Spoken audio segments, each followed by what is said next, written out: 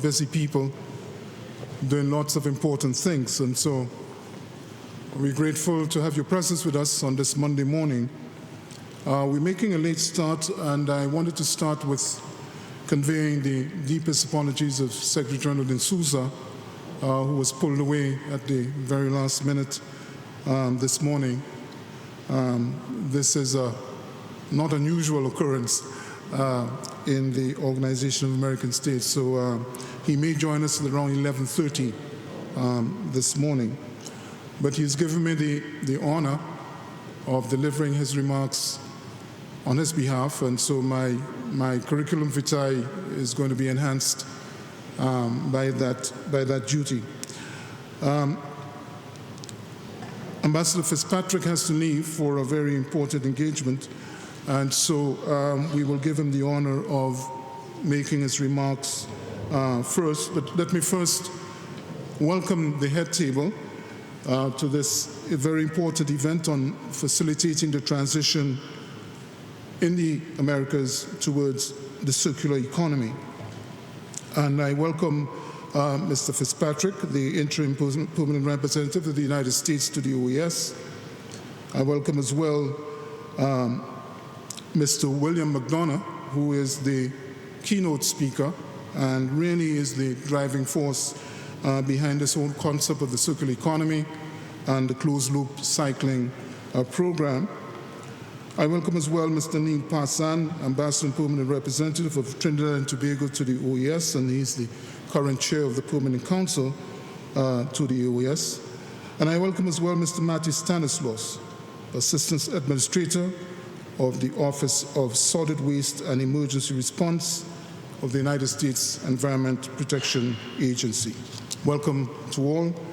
I now give the floor to the Honorable Michael Fitzpatrick, who will deliver some welcome remarks.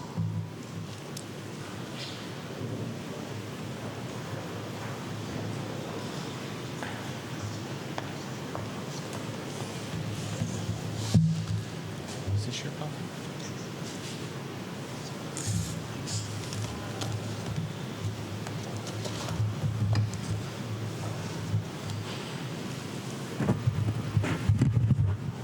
Cleta Springer, Director of Sustainable Development Department, Ambassador Parsons, Chair of the Permanent Council, ambassadors, alternative representatives, and our honored guest speakers. Good morning to all, and I'm delighted to be with you this morning, and I want to welcome each and every one of you here joining us today to learn and share experiences on advancing the concept of circular economies in our countries and throughout the hemisphere. All of us gathered here today share an interest in enhancing sustainable development in all the Americas.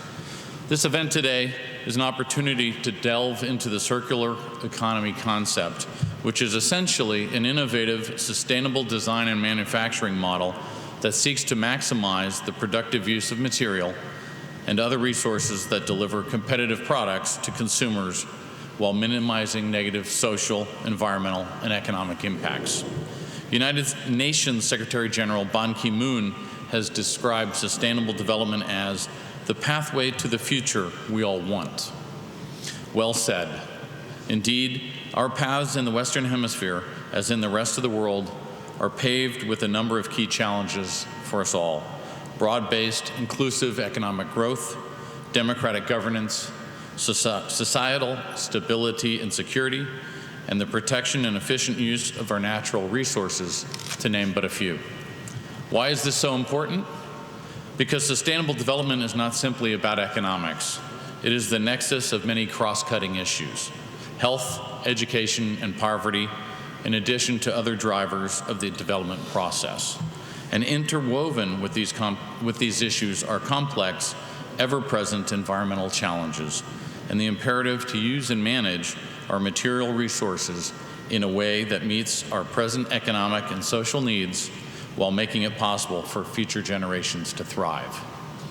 When we focus on the Americas in the context of sustainable development, our hemisphere is the most urbanized in the world, with cities now housing more than 80% of the population of all the Americas. This trend creates tremendous pressures on infrastructure, transportation systems, waste management, human and environmental health, food security, energy security, citizen security, susceptibility, let me just say that again on a Monday morning, susceptibility to natural disasters and human activity, especially climate change and sea level. With these and other issues in mind, the United States is seeking innovative solutions to these complex challenges in collaboration with the international community. We believe that the circular economy model is an effective, common sense approach to address these challenges.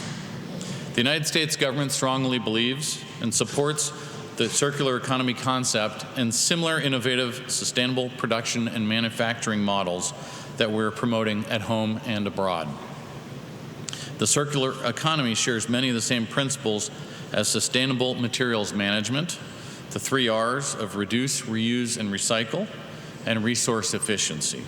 The United States government, specifically the Department of Commerce, the Department of Labor, the Department of Energy, the Department of Agriculture, the Environmental Protection Agency, and the Small Business Administration, collectively, the U.S. government is implementing an interagency initiative known as E3, Economy, Energy, and Environment, to coordinate federal and local technical assistance that helps U.S. manufacturers adopt and thrive in a new business era focused on sustainability.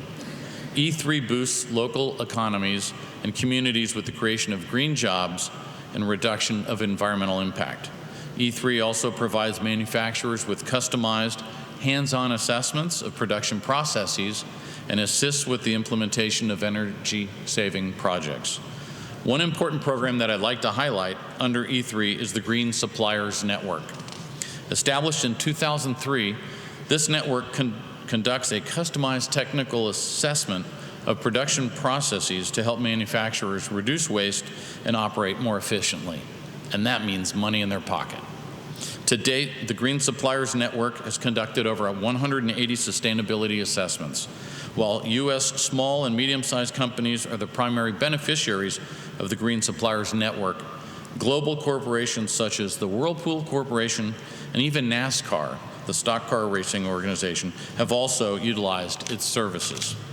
The United States Environmental Protection Agency, EPA, promotes sustainable materials management, or SMM, which is an approach to serving human needs by using and reusing resources productively and sustainably throughout their life cycles, generally minimizing the amount of materials involved in production, as well as all associated environmental impacts. I'm delighted that Mr. Matti Stanislaus, EPA Assistant Administrator for the Office of Solid Waste and Emergency Response, is here with us to discuss SMM and other EPA initiatives relevant to today's events. With regards to our efforts to encourage the sustainable design and manufacturing of goods in the Americas, the U.S. Permanent Mission to the OAS has given nearly $1 million to the OAS to implement the closed-loop cycle production in the Americas program as an initiative that supports the Energy and Climate Partnership of the Americas, or ECPA. This program, also known as CLCPA, because this is Washington and we cannot live without our acronyms, is a 2-year initiative that started in October 2013 to promote greater adoption by micro, small, and medium-sized enterprises of sustainable design and cleaner production methods in order to enhance their productivity, competitiveness, and reduction of environmental impact. The United States considers micro, small, and medium-sized enterprises as ideal businesses to adopt CLCPA methods. According to recent OECD and United Nations ECLAC report, MSMEs account for nearly 2/3 of employment in Latin America and the Caribbean and contribute to less than half the total gross domestic product.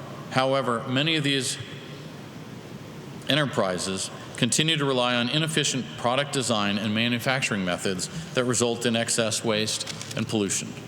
While multinational companies have started to utilize sustainable design, materials management, and CLCP production methods to achieve cost savings and enhance their competitiveness, smaller companies have been slower to adopt these methods due to a lack of awareness of innovative design and production methods, as well as the financial, human resource, and technological limitations imposed upon them. We believe that the CLCPA program provides an opportunity for all of our governments, private sectors, academia, and our civil society organizations as well to learn about and implement an innovative concept that epitomizes the sustainable development policies and practices that we aspire to implement and replicate throughout the hemisphere. This program has pilot projects in Colombia, Panama, and Trinidad and Tobago, and it will be of great interest to all of us to learn about these initiatives. I want to thank the OAS, and in particular the Department of Sustainable Development, for implementing the CLCPA program. The United States believes that our collaboration with the Department of Sustainable Development on CLCP is responding directly to our collective and individual sustainable development goals and needs. We should also acknowledge that the CLCPA program is not an initiative currently being implemented by other multilateral organizations. In fact, we should appreciate and take pride in the fact that the OAS has a track record for being the first multilateral organization to implement new, groundbreaking, and innovative projects and activities that are eventually adopted and scaled up by other multilateral bodies. My point is that what we do in the OAS matters and impacts positively, not just in our hemisphere, but around the world. In closing, I hope that today's events will raise awareness of and appreciation for the concept of circular economy and provide new and innovative ideas to advance our individual and hemispheric sustainable development goals. True to Ban Ki-moon's words, we have already begun our work. Let's continue this and other efforts to go forward, united as members of the same hemisphere, addressing our challenges and creating a better, more sustainable pathway for this generation and those to come. Thank you very much, and I wish you Godspeed today in your efforts. Thank you.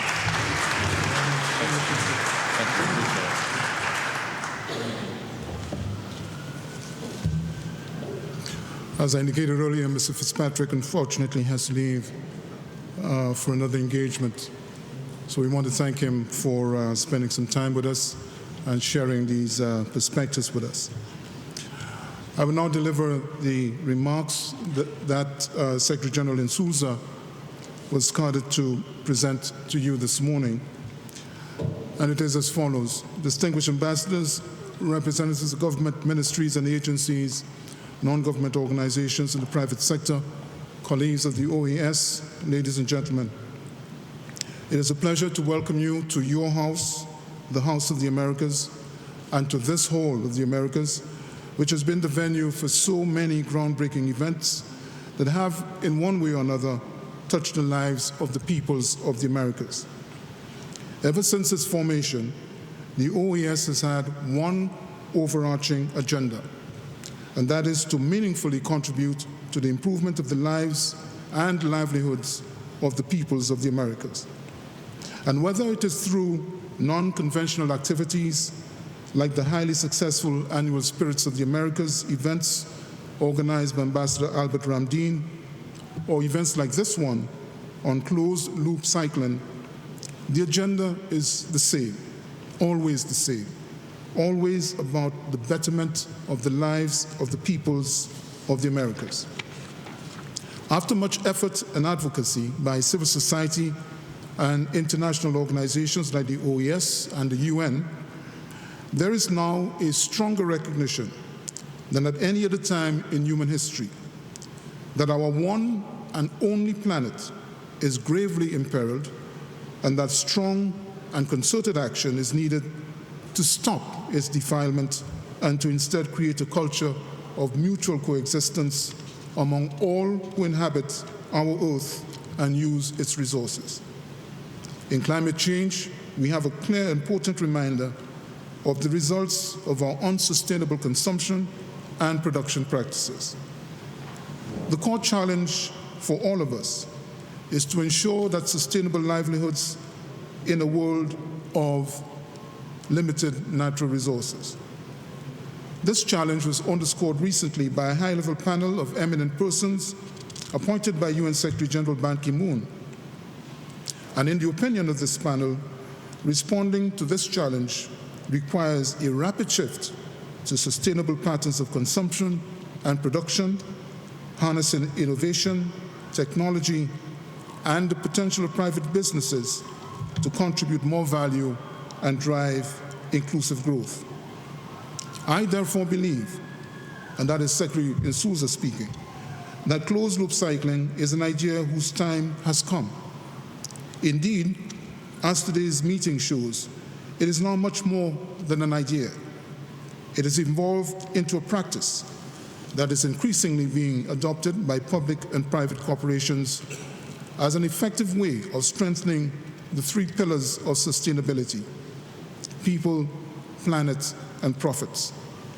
I'm very pleased to see the pioneering work in closed-loop cycling, which has been done in the Americas, in Colombia, Panama, and Trinidad and Tobago, with the support of the United States Department of State and technical direction from the OES Department of Sustainable Development.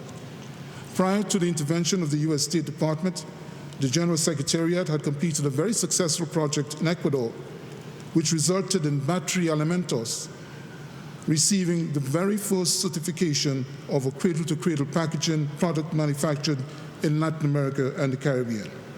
And I must thank Battery for its efforts and for being an excellent partner in this process. These efforts are very much in line with the Declaration of Santo Domingo, which was adopted by ministers and high-level authorities for sustainable development at the meeting in the Dominican Republic in 2010.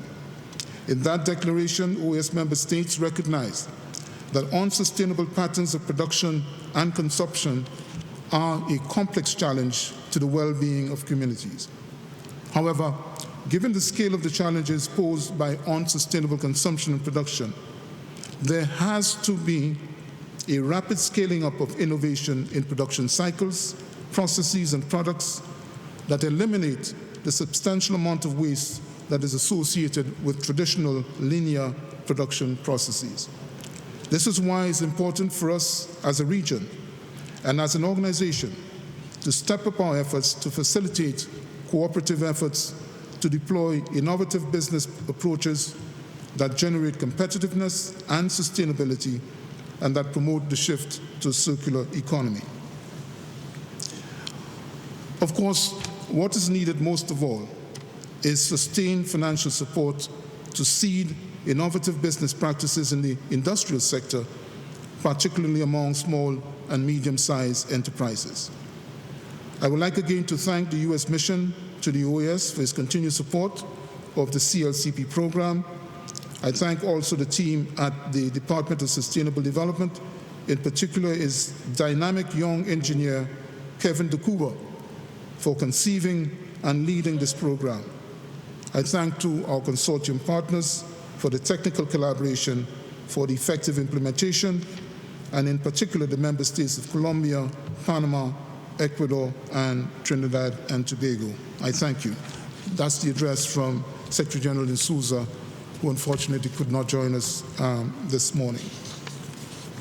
At this time, I want to invite to the podium Mr. Matthew Stanislaus, Assistant Administrator to the Office of Solid Waste and Emergency Response of the United States Environmental Protection Agency, to address you.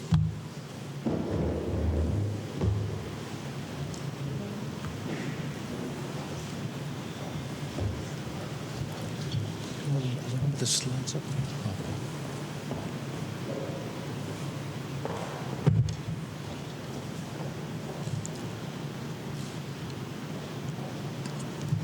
Good morning.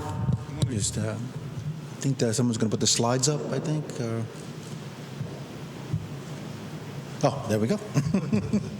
Again, I am Matty Stanislaus, Assistant Administrator for the Office of Solid Waste Response, and thank you for the opportunity to be here to really talk about, I think, an issue which is not only critically important for us, but critically important for both the economy and the environment. I'll get into a little bit of details regarding that. And I think there's a lot of synergy between sustained materials management and a circular economy for really developing a practical approach for addressing our common challenges with clear indicators to conserve resources, reduce waste, slowing climate change, and minimizing environmental impacts.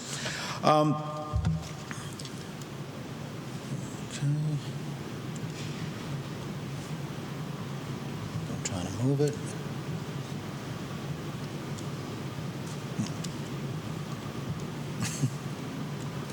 Okay, good. So what is sustainable materials management? It's a term used by OECD and the United States Environmental Protection Agency and other organizations, and it refers to how we manage material resources as they flow through the economy, from extraction or harvest of materials and food to production and transport of goods, provision of services, reuse of materials, and if necessary, disposal.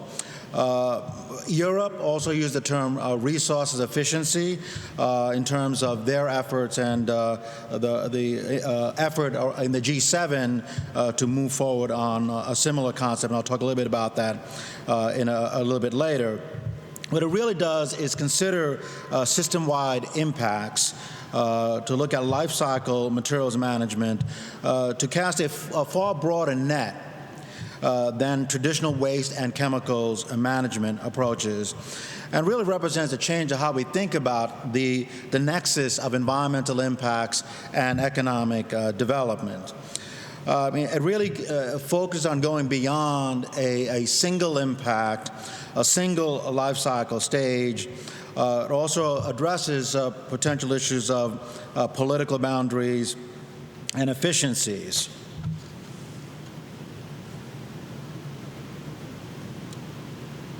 Okay.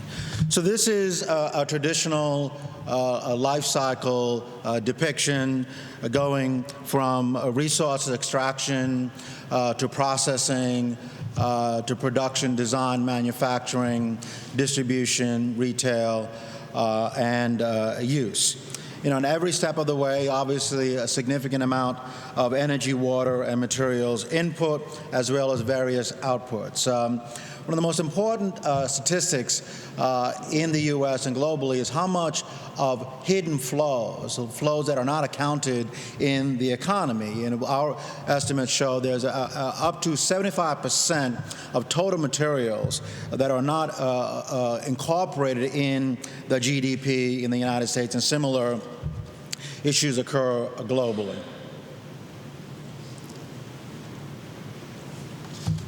So what you have in front of you is really a trend line which really shows materials use and its growth. And I just want to underscore a couple of statistics.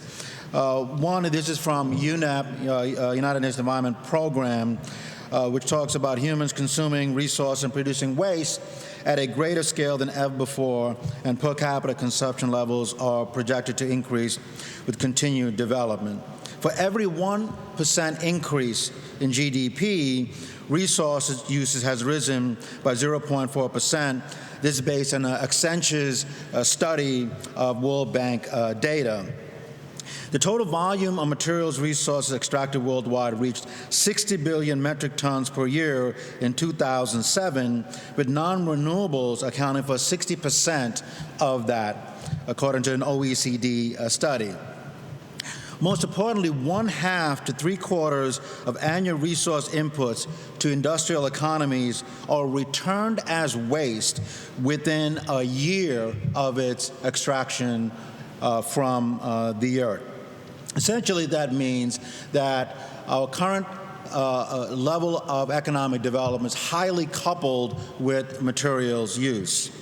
And another stat is the cost of pollution and ecosystem depletion and health impacts associated with the use of natural capital now exceeds $1 trillion per year for U.S. companies and roughly $3 trillion for global economies. And there's a worldwide recognition that to continue the GDP growth, it's critically important to decouple manufacturing, decouple economic development from new materials use.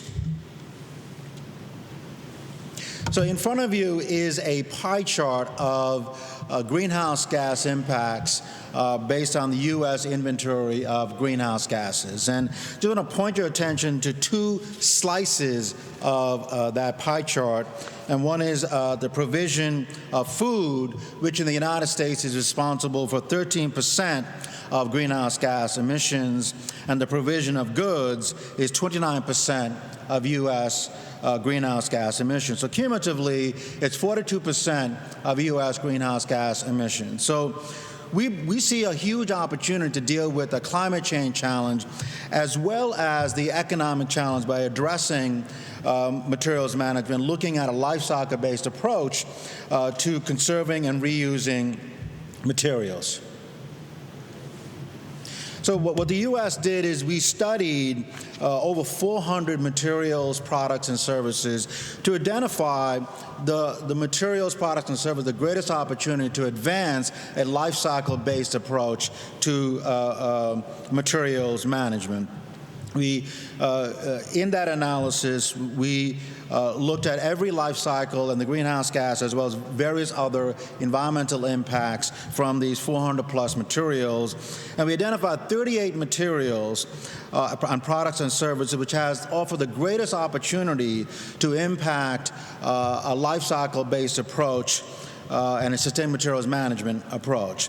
And these 38 materials fall into 7 groups.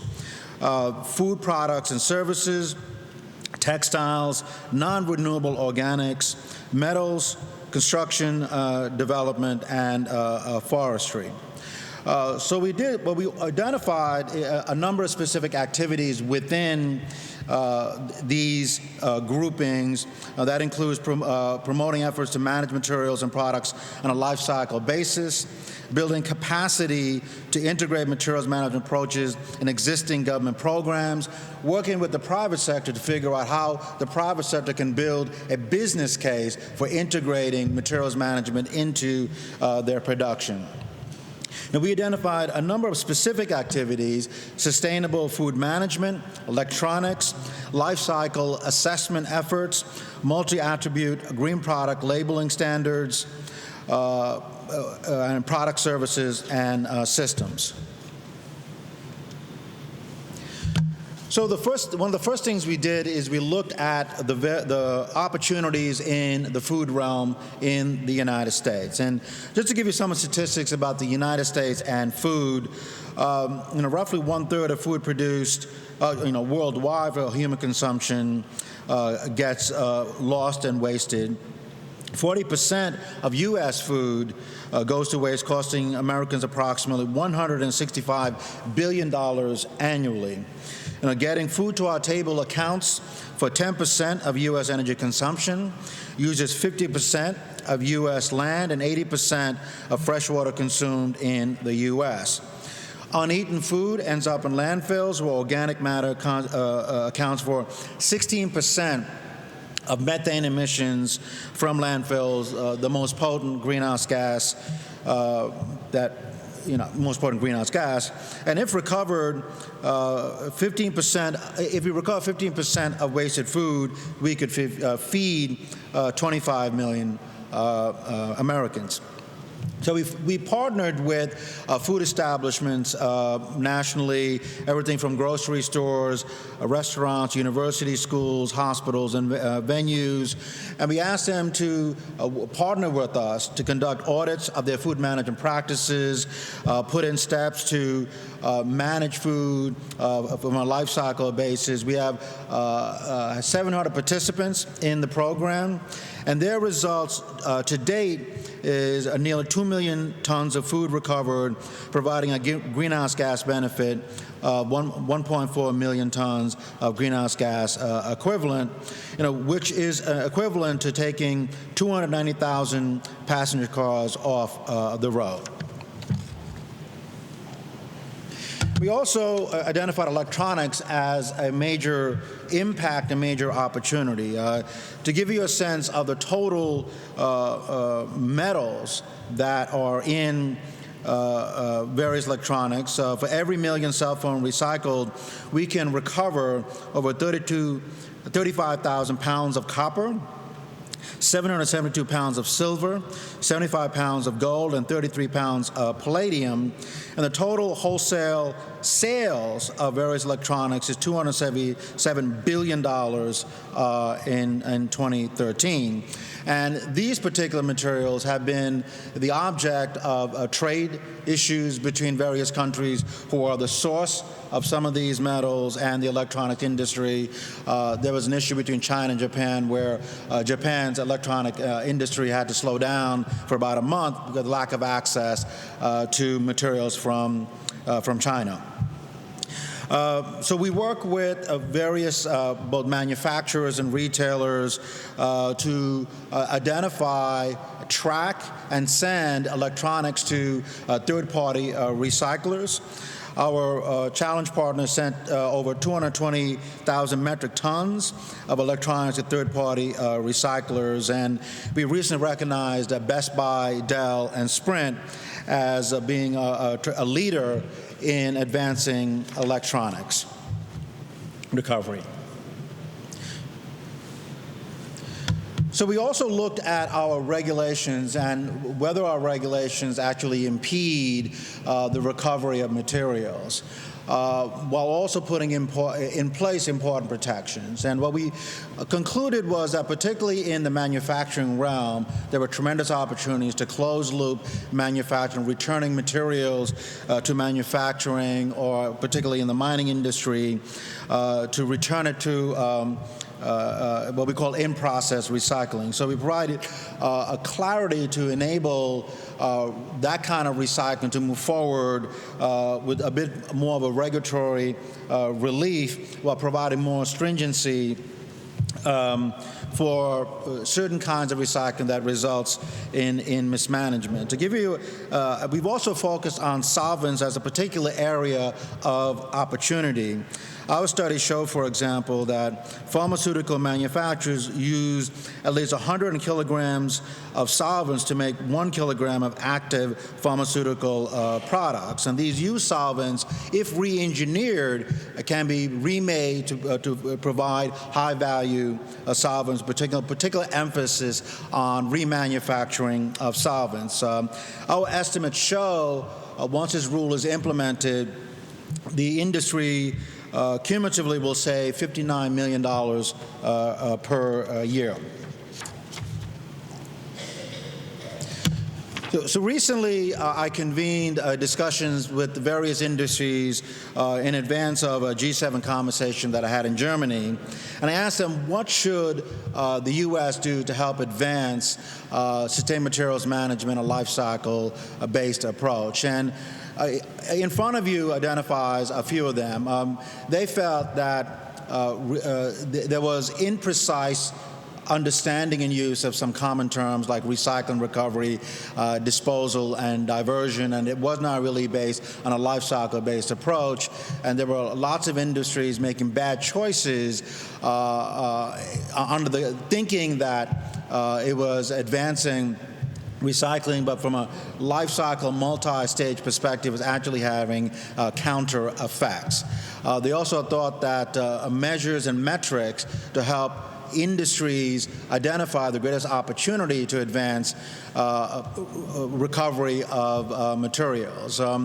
They also articulate the importance of transparency to really promote the secondary materials market to help expand that market.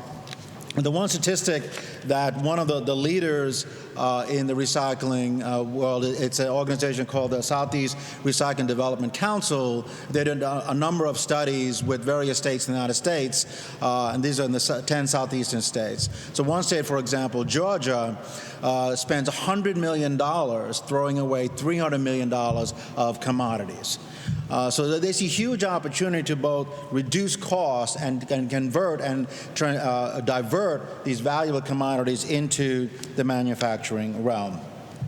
So I will close with recently I had the opportunity to address the G7 countries about this whole field, and so the G7 is moving towards adoption of a G7 alliance to help advance sustainable materials management. So we're looking at particular sectors, particular materials, advancing best practices, aligning the work that we do in government with what businesses can do, and really developing a business case for advancing sustainable materials management. And we hope and we expect at the G7 meeting in June that the G7 will be adopting a sustainable materials management or circular economy platform to help advance a common approach to life cycle-based sustainable materials management.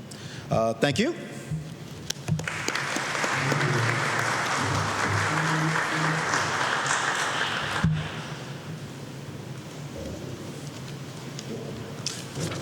Many thanks, Mr. Stanislaus, for these remarks.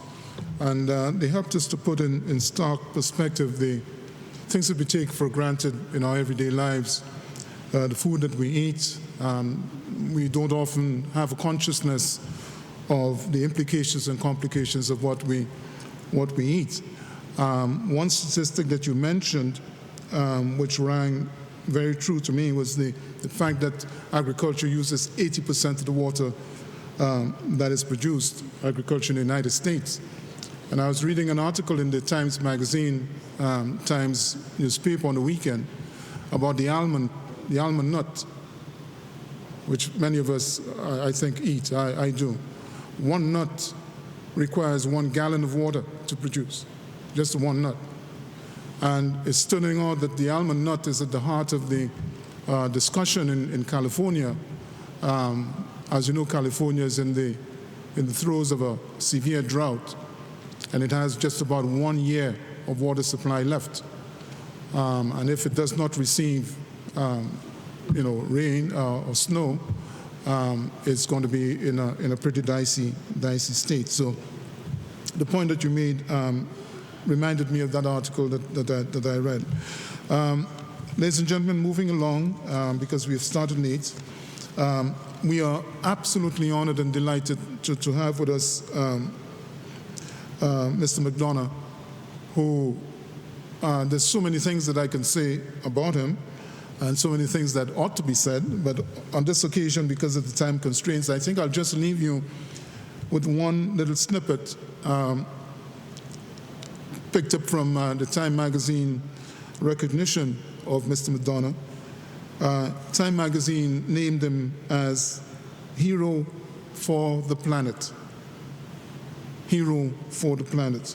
And Time says his utopianism is grounded in a unified philosophy that is demonstrable and practical ways is changing the design of the world. His utopianism is grounded in a unified philosophy that in demonstrable and practical ways is changing the design of the world. I need say no more. I now present to you Mr. William McDonough.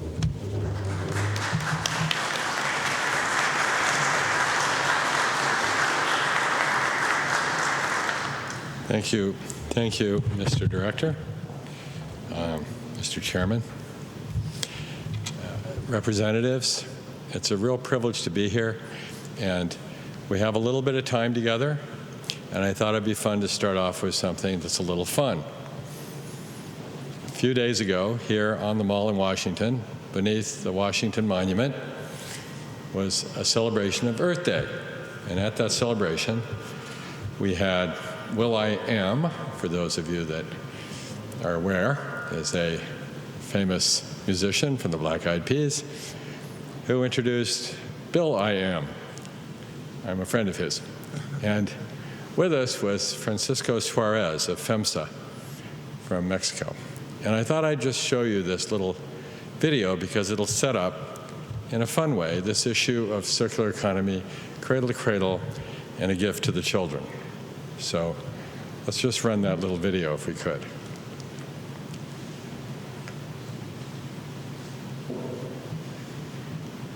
I hope.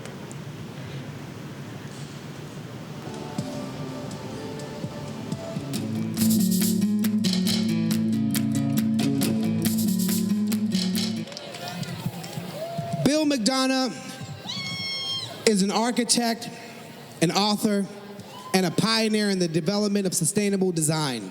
He received the Presidential Award for Sustainability Development, was Esquire's 2005 Big Thinker of the Year, and one of Time's Heroes of the Planet.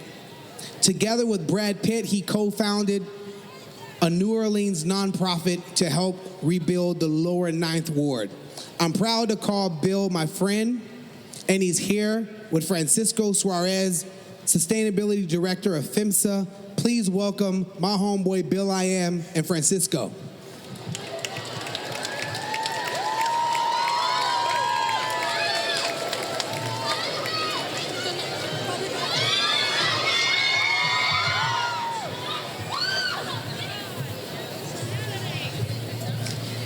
Hi, everyone.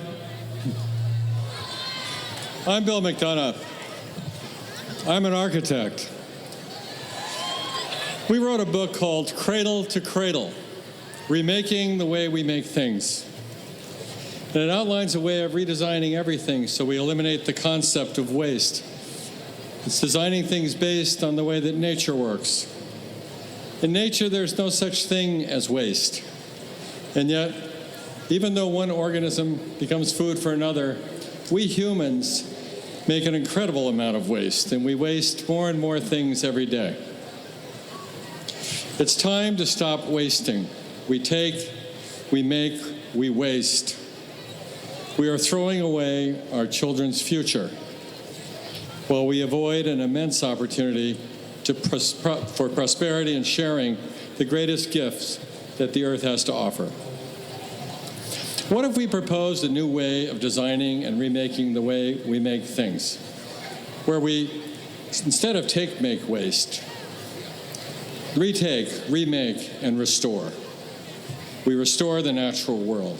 In this way, we eliminate the concept of waste, and we take materials that have been previously discarded, and we use them and other materials that are locally derived to build affordable, safe housing and other things for people everywhere, for all generations. Our goal is to build elements that are currently culturally desirable for affordable housing and clean energy, clean water, and other benefits for people in need everywhere. I'm happy to introduce Francisco Suarez from Coca-Cola FEMSA in Mexico for one of our projects, the Wonder Shade. Hola. Buenas tardes. Thank you very much for the opportunity to be here. It's a great day, Bill, a super partner that he's a creator of Cradle to Cradle, circular economy concepts. And basically, the idea is to announce our commitment to reuse recycled materials. PAT, through the Wonder Shade that Bill is announcing today, will create and donate children's sports facilities in our communities. These structures will be building systems that can provide shelter, solar power, and internet connectivity. The messages about the benefits of recycling and renewable energy can be further shared throughout the almost 2.8 million points where we operate through Mexico, Costa Rica, Nicaragua, Guatemala, Panama, Argentina, Venezuela, and the Philippines. Muchas gracias. Thank you, Francisco. These wonderful projects will allow us to make super affordable building elements that can be made available for millions, even billions of people in need around the world. We are making a commitment here today to make today's waste and make it something valuable for all generations, and to design new products where there is no such thing as waste. Welcome to the next industrial revolution, cradle to cradle in the circular economy. Thank you. Gracias.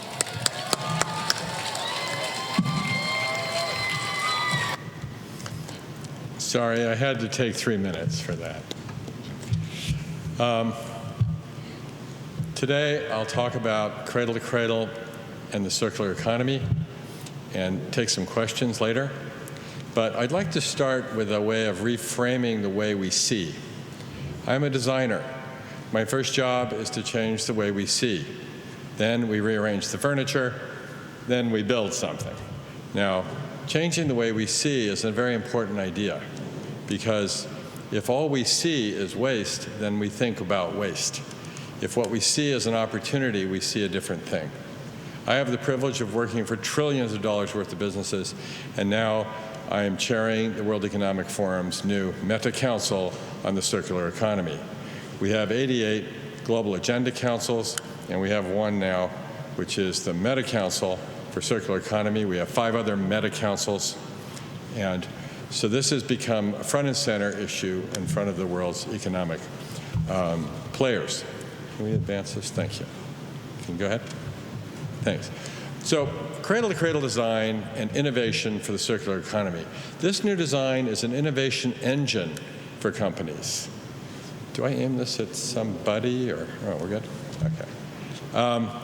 So I want to start with this poem from 1100s. Glance at the sun, see the moon and the stars. Gaze at the beauty of the earth's greenings. Now, think.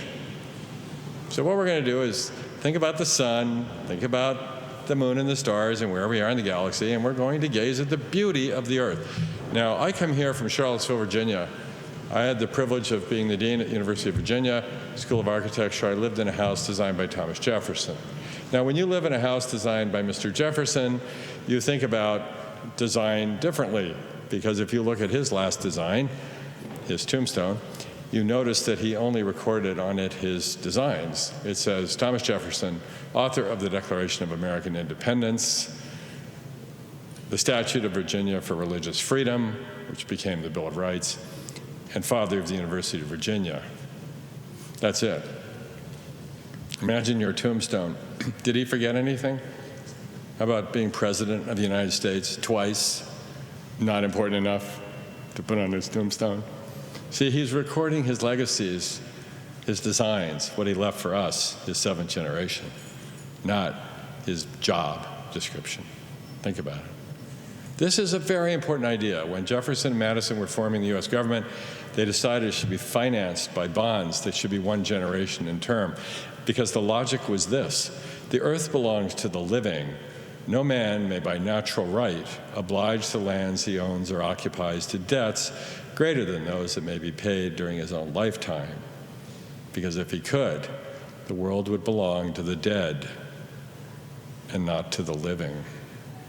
So, as we think about this, we go to Hildegard's next statement. What a delight God gives to humankind. Delight. This is about beauty. The University of Virginia, the rotunda at the head of the university lawn, is about Plato and the search for truth in beauty and culture.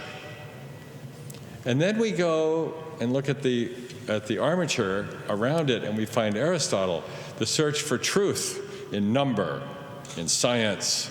But here it is, the search for truth in beauty, the search for truth in number. Put this together, and then at the end she says, nature is at the disposal of humankind. We just heard from the administrator about the issue of disposal. You know, if things are there for our use, they're to work with it. Without it, we cannot survive. This brings us to the discussion of sustainability and survival. But sustainability, is that enough? When I won the Presidential Award for Sustainable Development across the street from President Clinton, the press came up and said, Mr. Sustainable, what does it all mean? And I said, I'm not that interested in sustainability. And the reporter said, excuse me? What do you mean? And I said, well, if I asked you what your relationship was to your loved one, to your wife, and you said, sustainable, I'd say, I'm sorry. This doesn't sound that exciting, really. We're actually here to celebrate our children and to celebrate life. So I was born in Tokyo, Japan, in a traditional Japanese house in 1951. And as a baby, I remember being 3 years old, lying on a futon, staring at a Japanese ceiling, and the farmers would come to collect our sewage at night. And my mother would sing us songs, because we would wake up, and from the ox carts and the cobblestones. And we would be laughing because it was stories about poop. And you're 3 years old. There's nothing better. Your mother's singing you songs about poop in the middle of the night. It was great. And I always thought, gee, the farms and the cities are all one thing. It's one organism. Here is a city in the Netherlands. This is the village and the farming. It's all one thing. And I still believe this. So we're looking now at cities that can recover phosphates from their manure, from the people's sewage sludge. Why go to Kazakhstan? Why go to Morocco for phosphate? You have it right here. We go through 3 grams of it a day. Why not reuse it? Why are we going all around the world for this? You see? Very interesting. But I also saw, at the age of 5, Hiroshima. And as a baby, I couldn't understand, as a little child, what would it do to make people want to blow away thousands of years of history? It takes so long to build things and build cultures, and it takes so little time to destroy them. It's amazing. So as we heard some of the statistics from the administrator, these things are amazing statistics. 75% of the material being poofed into what? You know? What is this? Is this our intention? So, okay, what is it about people that might want to blow each other up? Let's put that off for another day. But let's think about the issue of, wait a minute, how do you make a city disappear in seconds? So when I went to college, I was very curious about physics, and I'm an art student, so you can imagine how hard this is for me. So I went there and I asked my professor of physics, could you explain how Hiroshima disappeared? And he said, well, you have to learn the special theory of relativity. I said, well, give it a shot. He said, you're not prepared for this. I said, it's okay. I pay tuition. You teach. Let's try. Right? So we did for a couple of weeks. And this is what happened. I looked at the special theory of relativity. How many of you have done this formula? Anybody? Solve this? Would you like to? Would you like to? Let's do it, right? Go home and tell the kids, let's solve this. Watch how smart daddy and mommy can be. Watch this. Okay. Equals MC squared. Ready? If you ask the question, how did Hiroshima disappear? You can solve that equation because you start with a number. Where's the number? C, the speed of light, a very big number. Too large for me to imagine, almost infinity. Good, square it. So now, C squared is almost infinity squared. Good.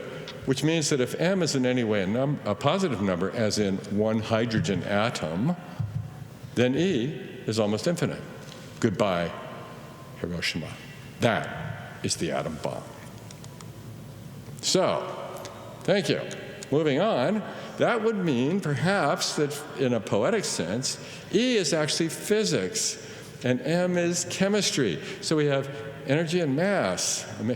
Amazing.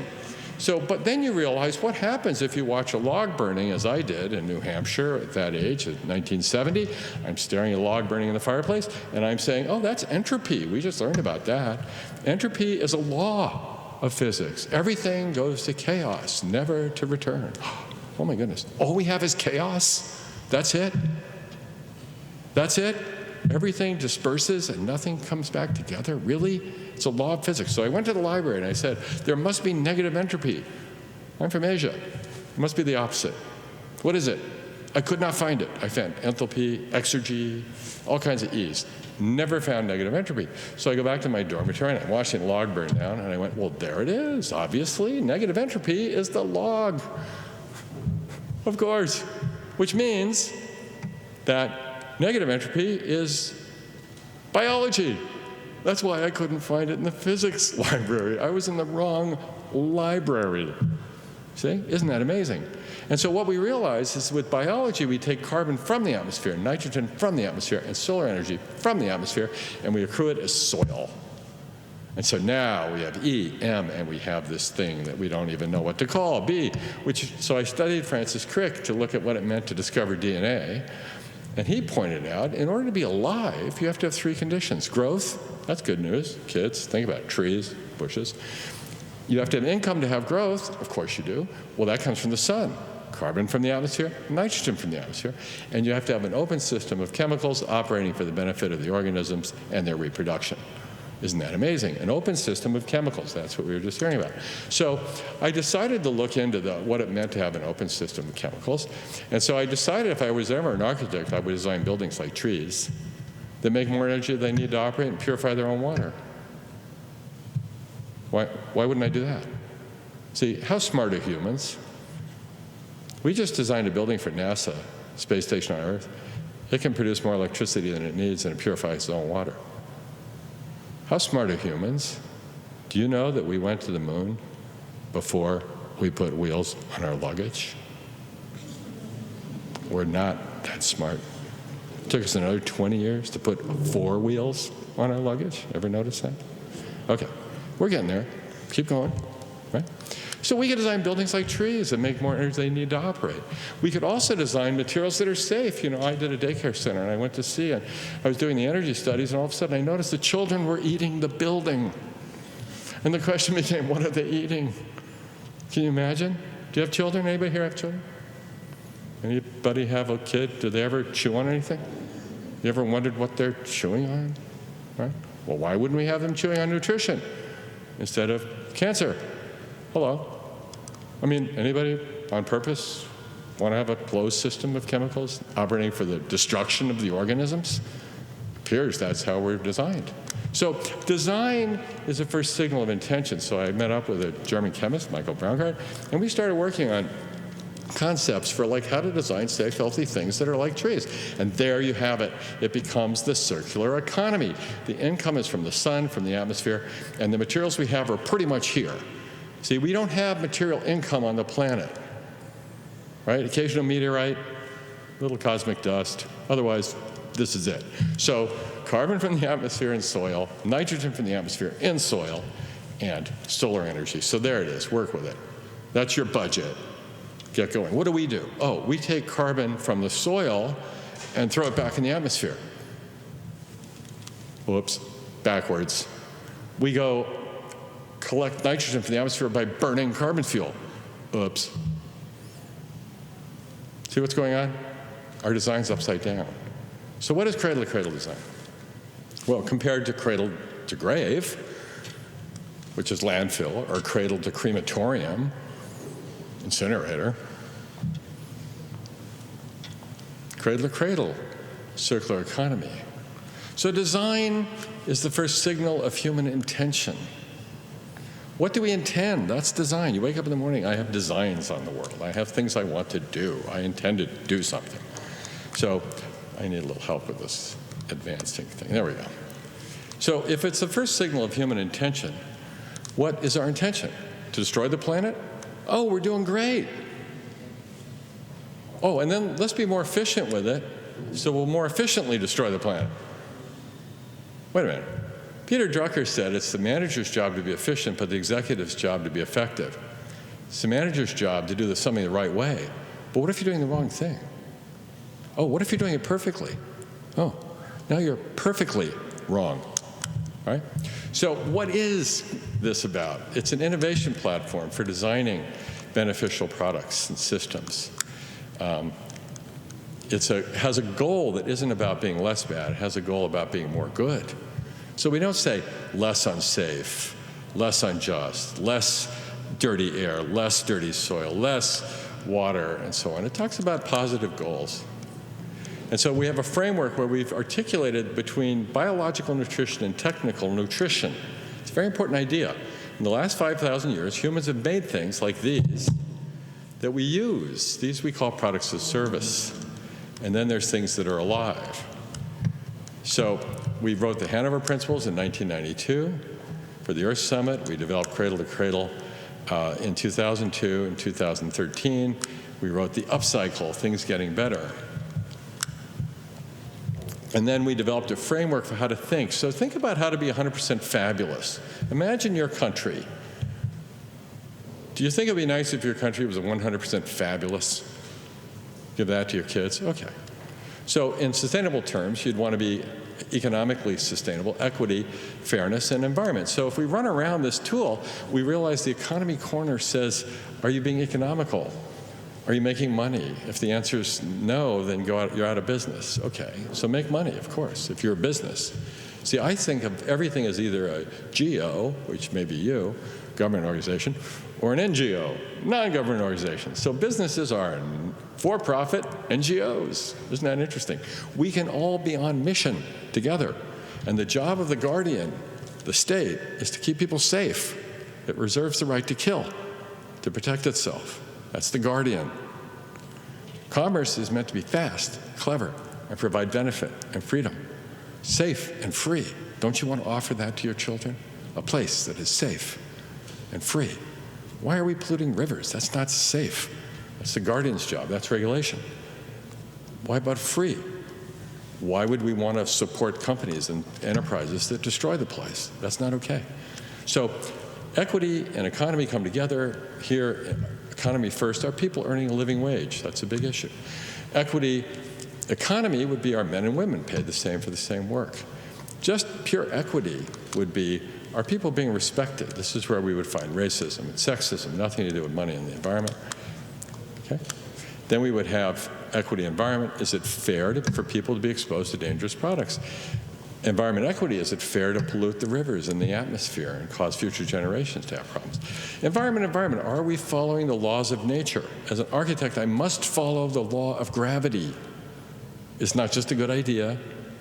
It's just not a professional obligation. It's a law, right? The law of gravity, fine. And then environment economy, are we providing for ecological benefit while we do business? That's what I want to talk about today. It's fun. And so economy environment is being efficient and minimizing your production. But if you look at some companies that are polluting and they say they've reduced their energy and water consumption by 10%, well, now they've reduced it by 10%. And if it's $10 million worth, you could ask them, well, wait a minute, you mean last year you threw away $10 million on energy and water you didn't need? And now you're only using 90% that you were destroying last year? I mean, and we're supposed to feel like that's better? Is being less bad being good? See, less and bad are not numbers multiplying. Less is a relationship and bad is a human value. So being less bad is not being good. So that gets to be fun. So then all of a sudden you realize that if all we do is triple bottom line and say, what have we got left over? Then we have this bottom corner and we have triple bottom line. We leave a little bit for the environment, we leave a little bit for money, and we leave corporate social responsibility. But you're executives. Think about triple top line. How could you generate growth? How do you generate ecological revenue? How about the world gets better because you're here instead of less destroyed? You see? Very interesting and a lot of fun. So with Cradle to Cradle, we have 5 criteria. This is what we heard earlier. It's multi-attribute. It's safe materials in new use cycles that get to be used over and over again because we see them as services or we see them as things going back to soil. We have clean energy, clean water, and social fairness. Now, this is a fulcrum. Archimedes has been misquoted, I think, where it says, he says, give me a lever and a place to stand and I can move the earth. Is there anything missing in that statement? You need a fulcrum. You have to have a thing that does not move in order for the lever to work. You need something that's consistently applied that represents your principles of behavior. Okay? So that's how you make the world better, is you take all these things and you raise them against your principles of clean and healthy and safe. All right? So let's go into what some of these might look like. This is what Michael and I have done is work with a chemical rating system we created to help us understand all the different chemicals in these products. We gave priority to no more cancer, disruption of endocrine system, our hormone systems, no more genetic mutation, reproductive toxicities, birth defects. We look for acute toxicities, chronic toxicities. We want to know about production. Is it affecting vertebrates, invertebrates, plants, and water, for example? Is it bioaccumulative? Is it toxic, et cetera? Remember that a toxin is a material in the wrong place. Okay? Lead is not a toxin unless it's in your brain. Then it's a neurotoxin. If it's in your computer, it's solder. It's doing electrical something. See? If it escapes to the biosphere, it's a toxin. At this point in history, carbon in the atmosphere is a toxin. See? It's causing climate change. We know that. How many of you would allow lead to flow through your water systems when we know it's a neurotoxin? It takes the government a while, and it just says no more of that. Well, when do we say no more carbon in the atmosphere? Really? Let's get on it. This is very exciting. And your countries can do this. You will see. So we created a not-for-profit certification program that's peer-reviewed, third-party. It's available to everybody in the world now, based in San Francisco with support from the Dutch. The Dutch were tremendously supportive of this. Very nice. It's multi-attribute. It's about getting better. We have scorecards, scientific processes that can be used to execute against them. So being less bad is not being good. It's being bad, just less so. Think about it. Do you get up in the morning and go tell your kids, hey, I'm going to go be less bad today? What if your goal was 0? My goal is 0. Oh, really? You're telling your kid it's better if you're not here? You're making it really hard for my goal to be 0 because I have to feed you. This is sad. Let us celebrate what it means to do more good things. Peter Drucker was right. The manager's job is to do it the right way, but the executive's job is to do the right thing first. If your goal is simply 0, all the corporate social responsibility reports that we see look like that. Everybody says, I'm going to reduce my carbon by 20% by 2020 or something. What are you doing? You are telling the world what you are not going to be. I am not going to reduce, I'm not going to release 20% of the carbon I do in 10 years. That's it? You're going to tell me what you're not? How useful is this really? If I run out of here today and I go to a taxi and I say, quick, I am not going to the airport.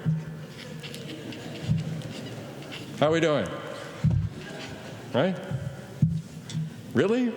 All we have to tell each other is what we're not going to do? So we say, let's put it below the line and say, good, let's not do that anymore. Our goal is 0. Yes, up and to the right. Very businesslike, don't you think? Right?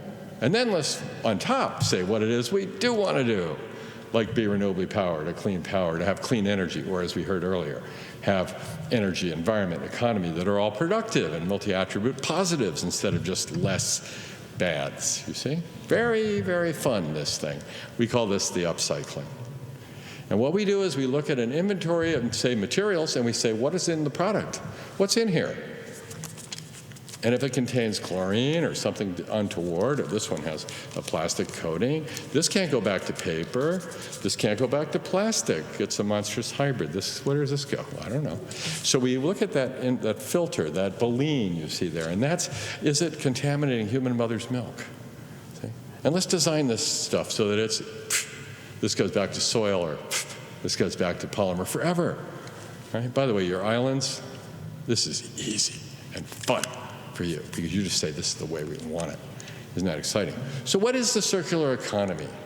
The circular economy is a resourceful economic system that provides benefits for the present and the future. And it really is about endless recirculation of clean materials, water, energy, and human ingenuity. And this endlessness is important. So it really is putting the back into resources. See, we just mine the past instead of our children's future. Okay? So it gets very interesting. So we move from a take, make, waste world to a retake, a remake, restore world.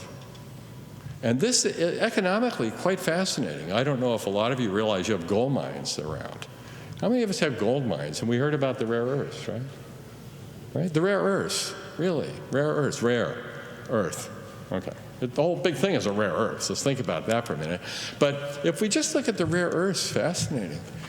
If you want to, anybody think gold would be a nice thing to have? Okay. Pretty rare, pretty valuable. Good. All right. You go mine gold, $210 a ton from the earth. You go mine your cell phones, $7,500 a ton of gold.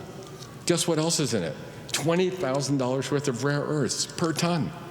And they can now be extracted using cradle-to-cradle processes, water over and over again, and the water comes out clean. And you take out all the rare earths. Isn't that amazing? So all of a sudden, we're back, all of us, in the rare earth business. How exciting. And our materials can come back. Now, in 1991, before the Earth Summit, when I was writing the Hanover Principles, it was reported that the USSR had become essentially 16% uninhabitable. This is after Chernobyl and the destruction of landscapes because of oil extraction and so on. Right now, their agricultural land is being lost. They're calling 50% of it imperiled. Well, wait a minute. That's pretty scary. That was 1991. What about China today? Do you know that a year ago, Of the 12% of land of China that's arable that they can grow food on, the government reported that now of China's arable land, 19.4%, almost 1/5 of it, has been declared contaminated and unavailable for food production. The Green Revolution would give the Nobel Prize to someone who increased agricultural production by 20%. How about let's take out 20% of your agricultural production because we toxified the soils for all intents and purposes for generations? What kind of prize do we give ourselves for this one? If we look at the cadmium and lead that is that contamination along with the mercury, we realize these are assets as batteries, but they're a liability in the biosphere. And this picture here from Hunan province is real, and that place that you'll see in a second is contaminated, and yet there is food being grown there. Is this our plan? Is this our intention? So, in China, when we published Cradle to Cradle, we retitled it back in 2004. The subtitle was Design of the Circular Economy. And I've been working, President Clinton appointed me to be the China-U.S. Center for Sustainable Development Chairman for the U.S. chair, to work with Madame Deng Nong, Deng Xiaoping's daughter, many years ago, this is 20 years ago, roughly, to bring our countries together. And now I have the privilege of sitting on the World Economic Forum's Meta Council, chairing for circular economy. And in this pictures you see people like Ellen MacArthur, who will be here on Wednesday with me at the Chamber of Commerce. This picture is a woman in charge of the China Association for Circular Economy here, Madame Zhao in Beijing last fall. And this picture is Vice Chairman Xie from the NDRC, who's just retired and will be the head negotiator for climate for China in Paris. But look what happened. I got a letter from them asking if I would train thousands of designers in our protocols. Isn't that amazing? Think about this for yourselves. Train your young people. Train your engineers to understand what this means. Train your economists. And how does it relate to industrial sectors? So we have a look at all the different sectors that we'll be training in. Food, electronics, production of all kinds, so people can do this. And what is it that they do? You're going to see now some different language we use. Our language is different. Less bad language says things like end of life, life cycle. Listen, let me tell you something right now. I don't have it. Oh, I have another. This is a smartphone, and it's smart, but it's not alive. It talks to me occasionally, but it's not a living thing. Hello, see? End of life, it was never alive, right? It's a product of service. We use it. We use these materials. So as long as we keep saying end of life, we keep pretending it's a living thing and like it's going back to nature or back to the grave or I don't know what, you see? It's not a living thing. So we say end of use. So we design for next use, okay? Just change the way you think. Change the way you see. It's not a living thing. So these are products of service. We want to reuse all the materials again and again for generations. Let's design it that way. And then instead of just minimize, avoid, reduce, we say optimize, recycle, regenerate. It's different language. We design forever. Okay? They say in architecture from the Bauhaus, less is more. Is that being cheap or elegant? I don't know. I'm from Japan. I'll take elegant. And I'm a modern designer, so it's okay with me.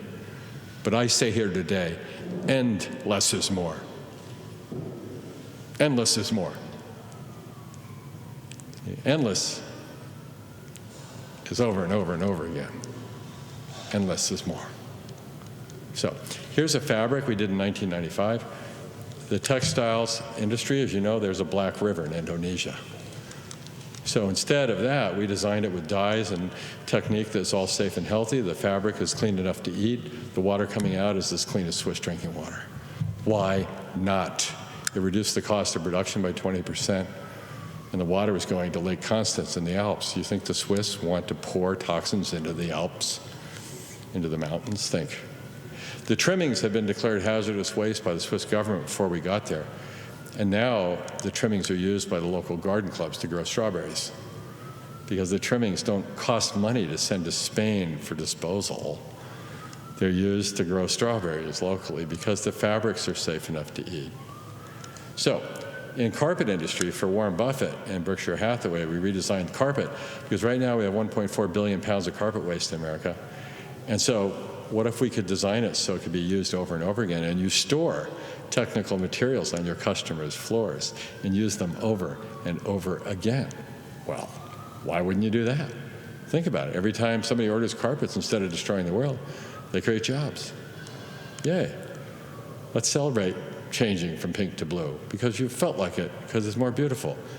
And you didn't destroy the world, you just created some jobs. Yay. See, these are technical nutrients. You get the service of the carpet. So this is redesigned. This is for Herman Miller Steelcase, the largest furniture companies in the world. We redesigned the furniture with them so it all comes apart and these materials can be used forever as materials. But they're not closed loop because you're not sending those chairs back to Michigan. No, it's aluminum and polycarbonate and polypropylene, steel, rubber. See, these materials keep getting used. So design is the first step of the recycling process. This is the United States. These are the waste flows of the United States in technical and biological terms. So we're studying them to see how we can start to close all this into circular economies, which are partitioned safely without destroying the world. We're looking at packaging. This is for fun. I thought I'd show you this. People talk about the bottom of the pyramid, and we should have packaging so people can get access to little things. We also talk about being more efficient with our packaging. These are the award-winning packages of 2012. Do you realize, according to Waste Management in our country, not one of these products, not one is recyclable? There's 7 layers of plastic with various kinds of inks and glues and please. And then we have this, as you know. Right? Then we end up with this. This just came out a month ago. This is the plastics in the ocean. I'm sure you've heard about it. Where are they from?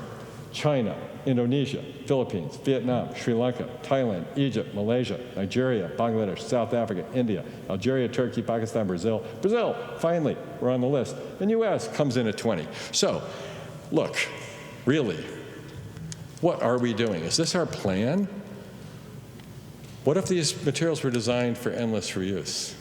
So I decided to take a package and have fun with it. Here's a package of raw kale chips. Notice it tells you what it's not. It's not this, it's not that, it's not this. Okay? Non-GMO, no, gluten-free. You're selling the content plus the package. So what if we pretended that just instead of just nutrient listings for what's inside, we also had nutrient listing for the package itself? So let's redesign this package in the same light as the package because it can't be recycled, so I call it Bill's Raw Pouch. Now made of paper and plastic. Let's make sure you can't recycle it. Non-recyclable, not reusable, plutonium-free. That's a good one. Free of something. Kale never had gluten, so if you never had it, pick something serious. Plutonium. Good, plutonium-free package. Why not? We can advertise what we're not. And then we have nutrition facts. Look at this, undefined materials. Yeah. Really amazing. So, if you look at all the labels that there are now, there are over 1,000, I think, eco-labels in the world. And what are they? They're all many single attribute or, bits and pieces of the story, which is really important, and they're very important.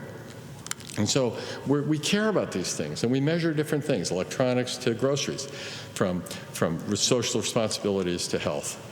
So that's why when we created Cradle to Cradle as a certification to give to the public, look where it fits. It absorbs them all. It's multi-attribute. We care about all these things. Of course we do. So it's really an exciting thing. And it matters because when you look at labeling, look at this, how to recycle something. What is it telling you? How to recycle. It's a multi-layer plastic bag. Oh, don't recycle because you can't. That's it? This is the good news. Here's your recycling. Don't. That's it. Look at this. This is plastic, aluminum, and paper, but the paper comes from Forest Stewardship Council certified, and then that looks like a Costa Rican frog. I don't know what it has to do with an Italian plum tomato, but then it says recyclable only where facilities exist. I don't think you have facilities that know how to separate plastic, aluminum, and paper. Do you? Really? May not exist in your area. Yeah. Good bet. So a regulation is a signal of design failure. Look at the regulations for environment. The administrator gets to work with these. This is environmental regulation in the United States for the last 100 years. Look at that. And look at the part that's chemicals. Look, there it is. This is the public worrying about this stuff, and it should. So let's fix it. Let's do it by design. So what have you got for tools? And what we'll give you now is the framework itself is available. It's publicly available. You can use it. The Hanover principles are guidelines for principles. We have the design framework I showed you. You can use that. You can set goals that are positive. You can have system effects map where you can see how all these things interrelate and produce value for the enterprises. Quite amazing.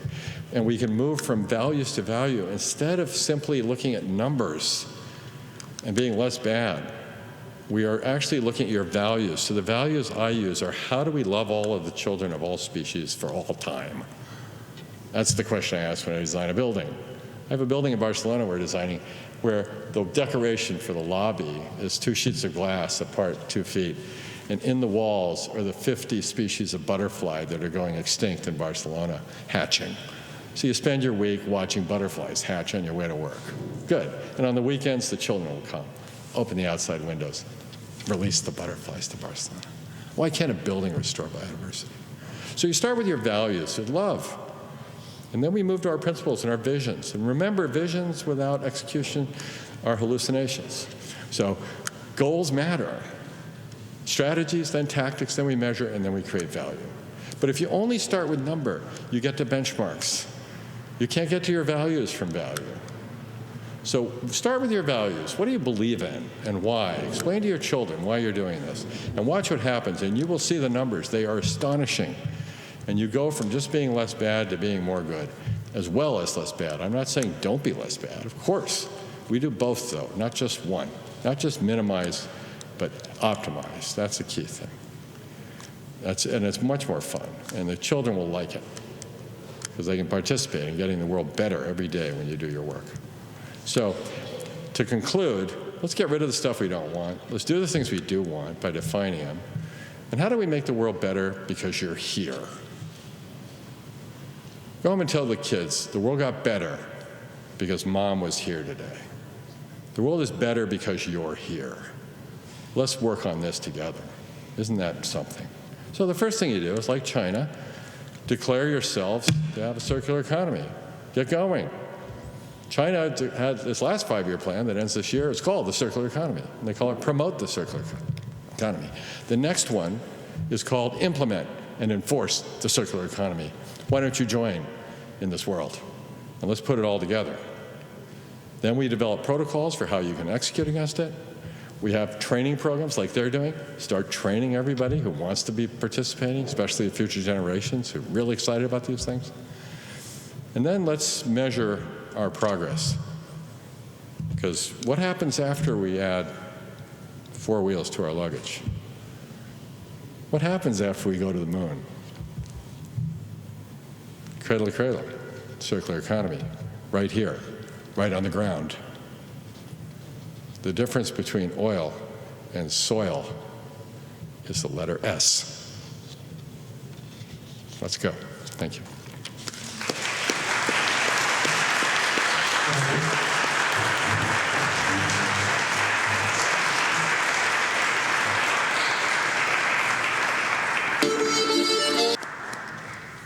Wow. I guarantee you will never go to the supermarket with the same approach again. And Bill, I wanted to tell you, when you gave that story about the taxi, I call Red Top Taxi quite often to travel. And the folks there have gotten used to my voice and everything, and they said to me, Mr. Springer, are you going to the airport today? And I was able to say, no, I'm not going to the airport today. I'm in fact going to Union Train Station. So I was being less good, less bad. You've been fabulous. I've been fabulous. There you go. All right. This is why I turn the proceedings over to Ambassador Neil Parsan, Chair of the Permanent Council, who will lead us through the session where we'll take your questions and comments and so on. Ambassador Parsan, thank you so much for doing this for us, and over to you.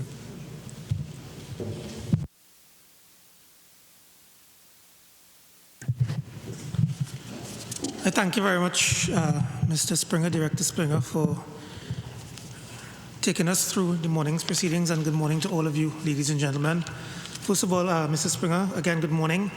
Assistant Administrator Stanislaus, Mr. Magdoon, thank you very much for your presentation. Distinguished representatives of the permanent missions to the Organization of American States, ambassadors, colleagues, let me also welcome the permanent observer missions, and I see several of them at the back, as well as colleagues, ladies and gentlemen, members of the media. Good morning to all of you. Yes, we are still in the morning.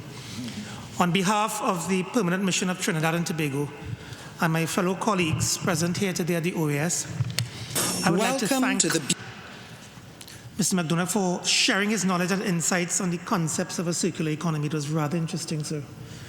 I also wish to take this opportunity to thank this morning's speakers for their insightful interventions and for highlighting the importance of today's meeting. Today we learned about a completely new development paradigm that is very well aligned with the principles of sustainable development. This concept of a circular economy serves as a suitable and comprehensive framework to rethink and redesign our industries and economies to bring positive value and impact to our societies, economies, and the environment. I am honored to chair this Q&A session to discuss the theme that we are addressing today on the potential for a global circular economy and its future prospects. I expect that this concept of a circular economy will trigger many questions regarding how we can find better ways to live, to work, and to recreate in synergy with our surroundings while we continue to satisfy the needs of the current and future generations. Before I open the floor to my fellow representatives of the permanent missions to the OAS and other attendees, I would like to take this opportunity to introduce a short video clip. I am happy to represent one of the countries that has already embarked on this pathway of finding innovative solutions to solve a critical waste problem that we have throughout the Caribbean and elsewhere. This essentially deals with the excessive generation of styrofoam that leads to several health and environmental problems in our country. The OAS Department of Sustainable Development and international partners, in close collaboration with Trinidad and Tobago's Ministry of Planning and Sustainable Development, launched in November of 2013 a project to find sustainable alternatives to the use of styrofoam packaging by applying the closed-loop cycle production and cradle-to-cradle principles. Please join with me as we view this short video clip that briefly describes the project that is being implemented in Trinidad and Tobago that is actually in line with the concept of a circular economy.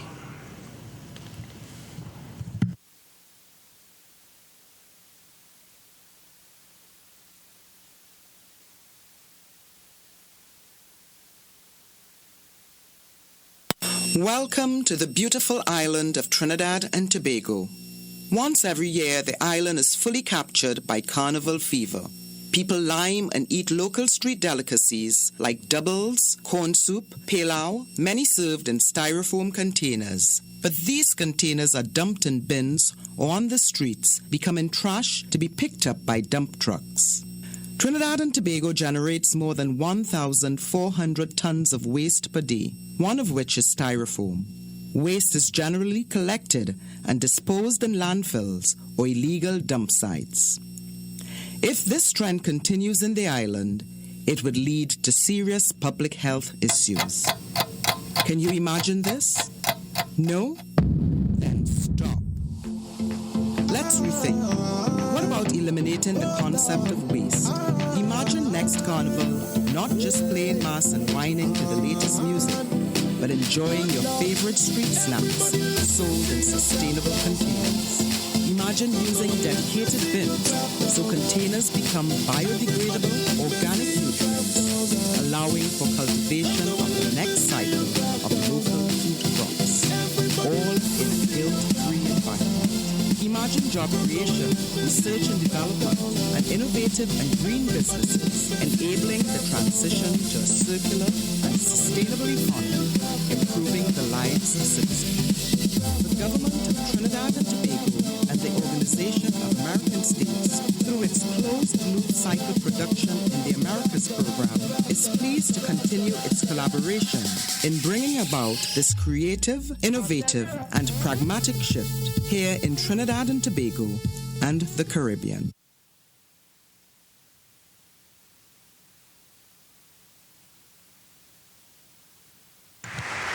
I thank you, ladies and gentlemen. I hope that this video clip has helped us to better visualize how together we can start translating a concept such as a circular economy into practical action and share innovative approaches and experiences that help address multidisciplinary challenges we face to achieve inclusive and integral development in our region.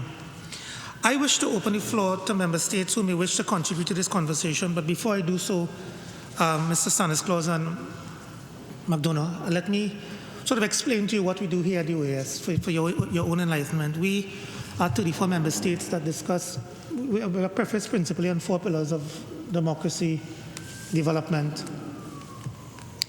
human rights, and security at a very high level. And specifically, as far as this particular arm of the OAS is concerned, we are very much focused on integral development. We sit on about 3 or 4 pillars as far as integral development goes, one of which is economic and social development, where we discuss issues of social protection, tourism, culture, trade and economic growth, competitiveness, innovation, integration as a whole in terms of technology. We also sit on a platform of sustainable development. So issues such as water security, energy security, climate change, risk mitigation strategies. We pay a great deal of attention to environmental governance as far as sustainable development is concerned. Then we also are platformed on human development, education, and employment.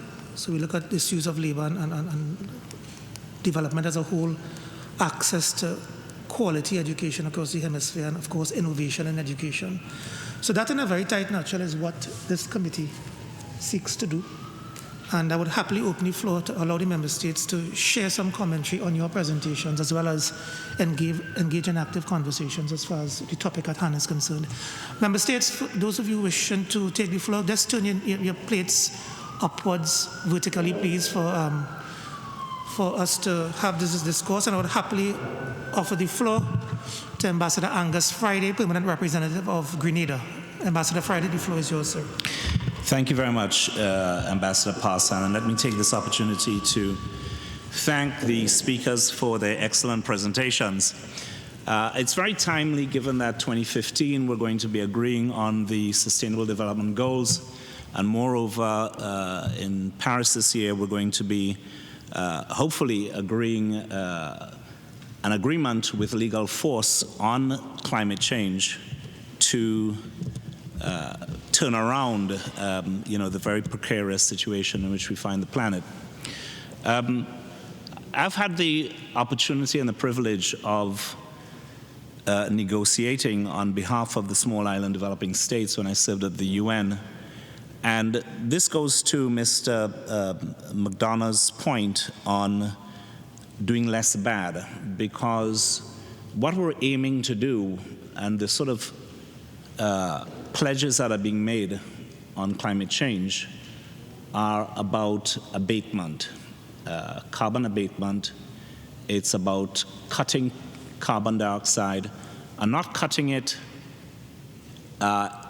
in an absolute sense, but by cutting from what we call business as usual, because we have a business as usual path which imagines that carbon emissions are going to continue, and then we're seeking to come below that, or in some cases bring it below 2005 or 2010 levels.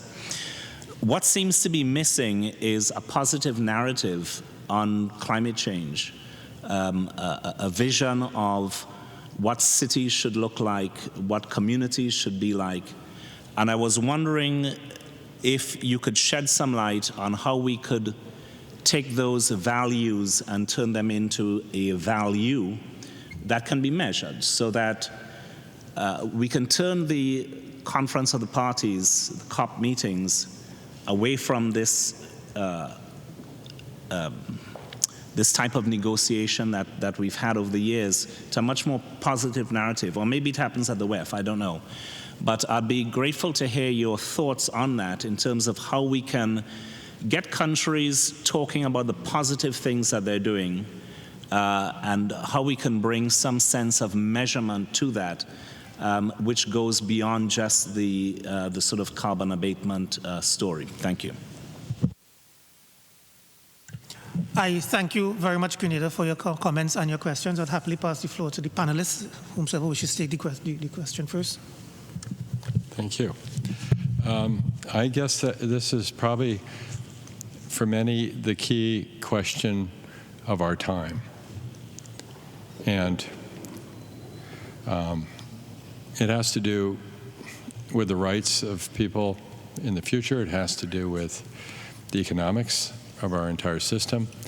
And but on the environment issue, it's obviously quite dramatically necessary. So I think the question is very important.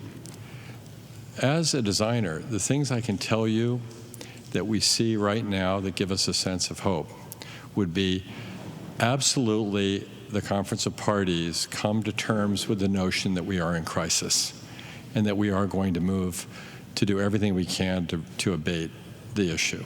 That is a good thing for us to all come to grips with. The part that I find most interesting is that there are innovation opportunities here.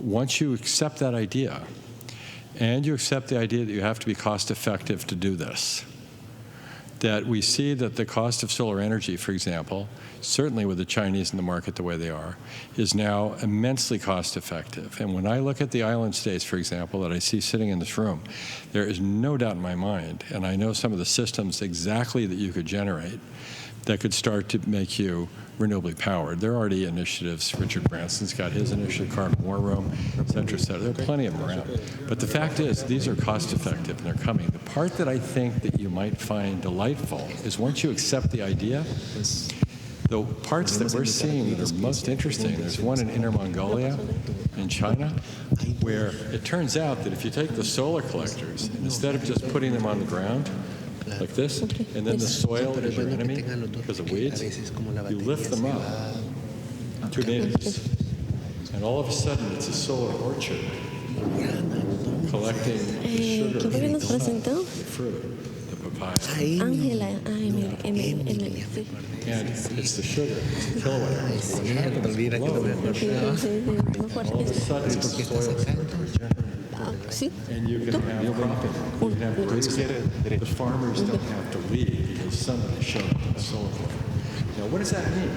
That means that the groundwater recovers, the fungi recover, the nitrogen fixing plants comes in. We can grow fiber, we can grow food, we can raise animals, whatever. And the solar becomes just a part of the vegetation. And you feed your island. See? It's really actually all about the health of soil and your people and their health. And the solar is part of the economics. And so when you ask about the measurement, that is the prime project at the Meta Council for Circular Economy that I personally will be overseeing. Because what's interesting about it, it has 5 forms of revenue. Solar energy, meat, wool, in the case of the Mongolians, because that's what they're used to, grazing sheep, right? But just take it your own country, figure it out, and put your crops together the way you want them and see how that works. But there are 5 revenue sources that no one has ever done an integrated economic model like that before. Because if you only do the solar collectors and compete against somebody who's got them on the ground, these are slightly more expensive because you're lifting them up, but you just got 4 other forms of revenue. And until you can actually calculate all the benefits, that's the rich economics of this, you know, it's hard to really imagine because you're just going head-to-head with oil, head-to-head with natural gas, But oil can't produce that food. Oil can't recycle the phosphate from your waste systems into the soil, see? So it's really exciting. And the smaller the organism, an island, for example, the easier it is to understand and show. And you just say, that's what we're doing, and we're doing it cost effectively. So I'd say that.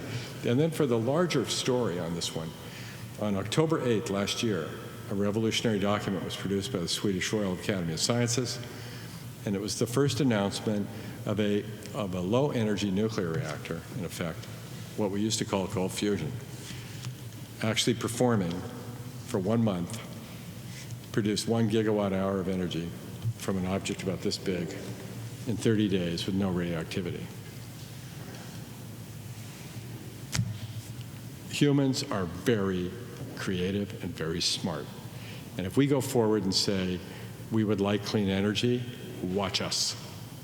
Watch us. But the first thing you have to say is, out with the bad. Bring on the good, right? Invite the world into your backyard and don't let them bring the poison with them. Thank you, Mr. McDougall. Sure.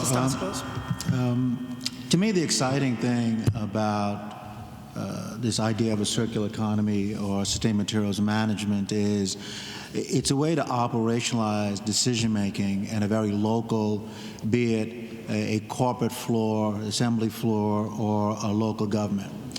So both in the U.S. and internationally, we have these hard fights about end-of-the-pipe greenhouse strategies, appropriate mix of energy sources, internationally, north-south issues, finance, and all of that. But to me, the opportunity, again, our studies show 42% of greenhouse gases are due to materials management. European studies show 50%. So when I look at the trajectory of economic development, and I think Bill talked about this, regulations are a function of a failure in economic development, right? Regulations are basically a what not to do strategy, right? The exciting thing about looking at it from a life cycle-based sustainable materials management opportunity is you have the economy driving environmental outcomes. You have an opportunity for the first time in our generation or multiple generations to internalize the externality. When you look at the extraction of resources, it is the most impactful on indigenous communities, on the poorest communities. When you look at manufacturing, you similarly have fence line communities, even in the U.S., are mostly but production.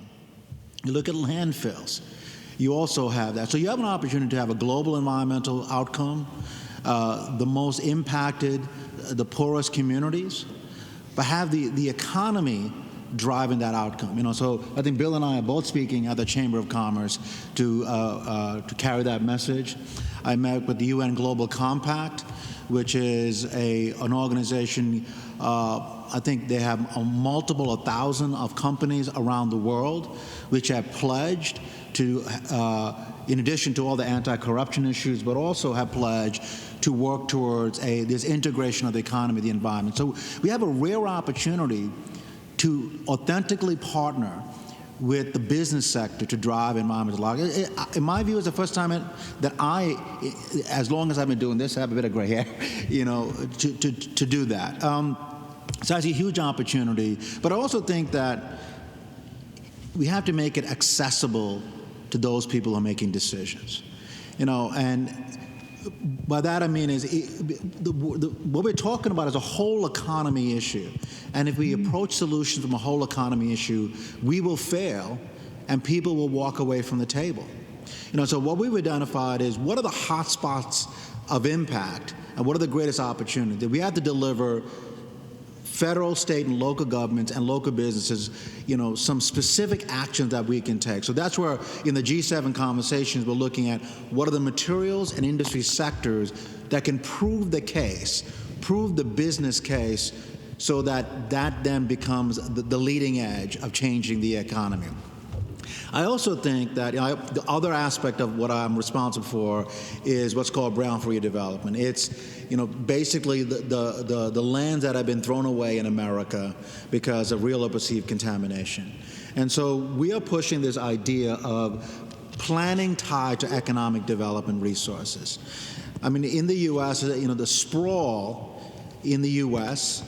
is highly inefficient, is the major driver of literally driving what we call vehicle miles traveled. So the opportunity of linking economic development through local planned efforts is another way that we see, both the U.S. and globally, to reverse the tide, but locally. And what has happened, transportation resources have been the major driver of inefficient land use patterns and intensity of energy use and bad transportation choices. So those are two ideas that I will kind of throw out. I thank you very much, Mr. Stanislaus. Any other member state would wish to take the floor? Canada, you have the floor. Thank you very much to you both for your very inspiring, optimistic, and thoughtful presentations. I really appreciated listening to you.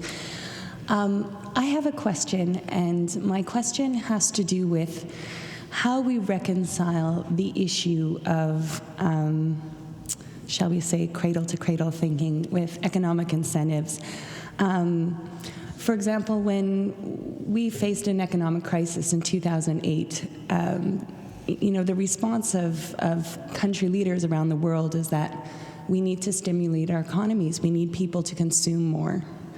And I think this is exactly the issue, is that economies grow when households go from being a one-car household to a two-car household. Economies grow when houses get bigger. Economies grow when we buy bottled water instead of filling our water bottles in fountains. So is the answer that we produce so much more, but everything we produce becomes sustainable? I'm just wondering how we do that. And I'm thinking, my grandpa is 102 years old. And he laughs. I was speaking to him yesterday. He laughs because he has 6 pairs of shoes. I'll confess I have more than 6 pairs of shoes. But he thinks this is funny because there was a time when he had 2 pairs of shoes. He had, his work shoes and his formal shoes. And, now not only do you get those shoes, but you bring them home and they come stuffed with paper, in a box, in a bag. I'm just wondering, is it just changing the process? How do we make it economically beneficial for our countries? How do we turn this into something where economies still grow? Because at some point, I'm wondering, how do we address the consumption issue? Thank you. Thank you. I'll start here. I'll give you a couple of, and I cited this in my presentation. An Accenture study shows that for every 1% increase in GDP, you have a 0.4% increase in new resource acquisition. So most people project, so we have a forecast of 9 to 16 billion people globally, and we have a growing recognition of finite resources. So it's not a question of changing consumption habits. It's a question of recognizing the economy is no longer going to continue to grow because we are going to run up against a wall of materials.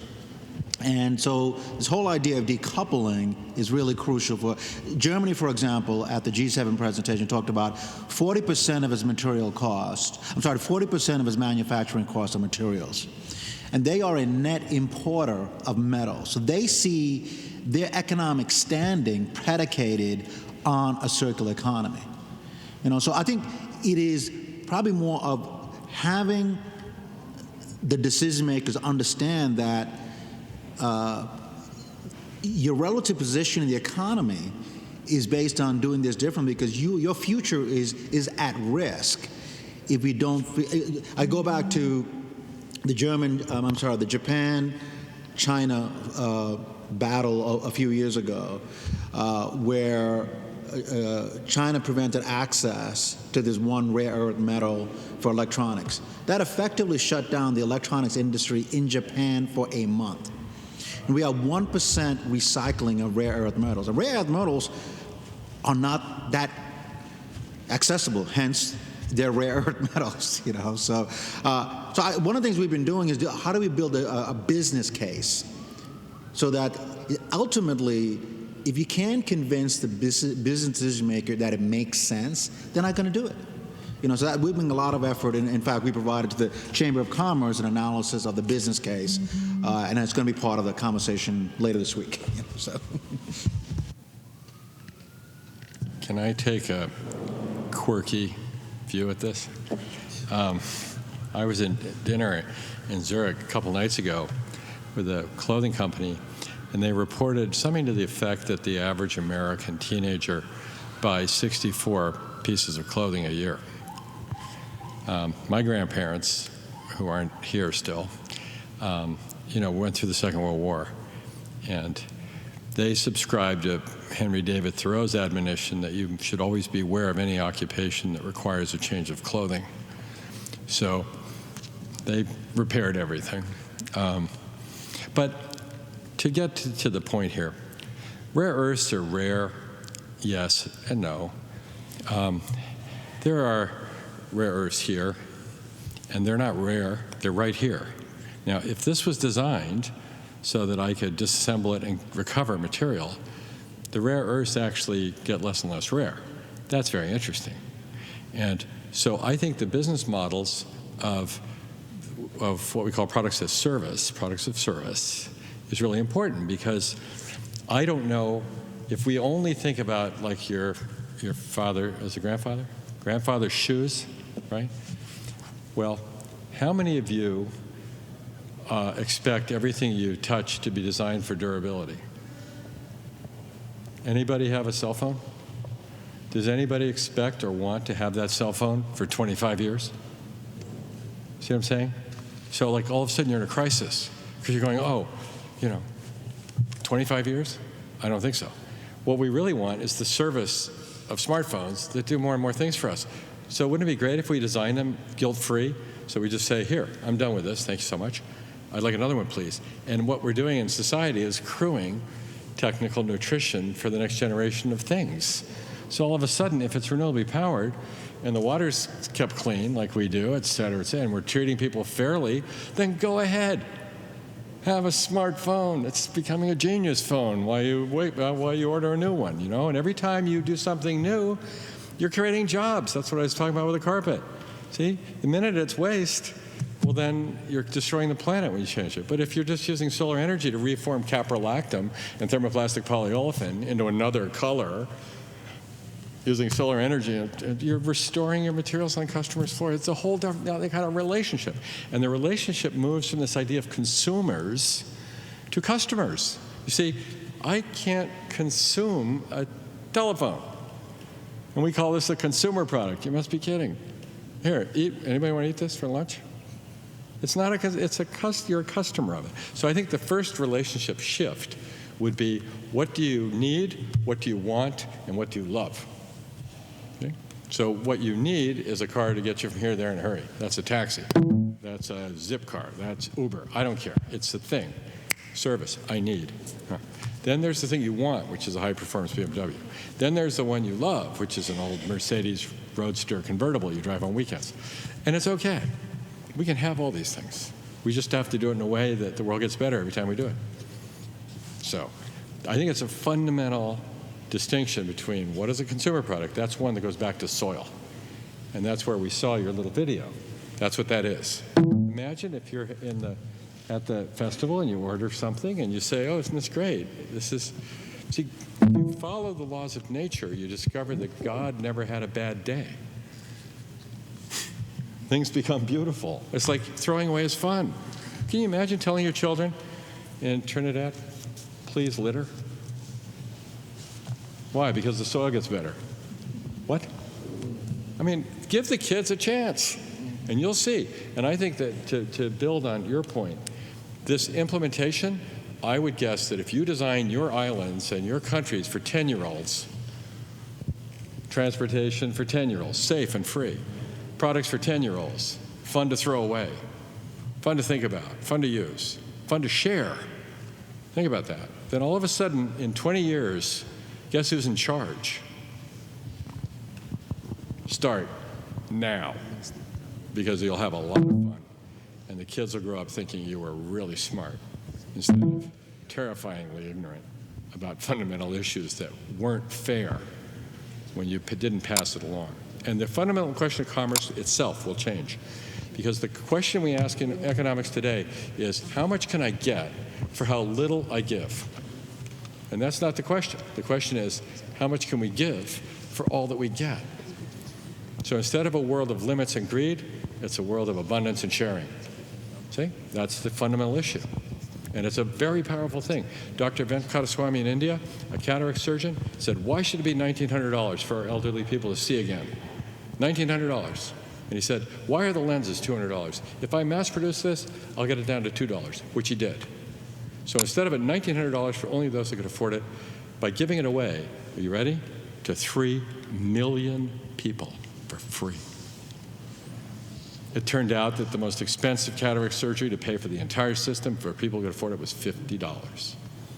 So the rich people can now get it for $50 instead of $1,900, and the poor people get it for free. What is wrong with this picture? You see? It's a world of generosity and sharing and abundance.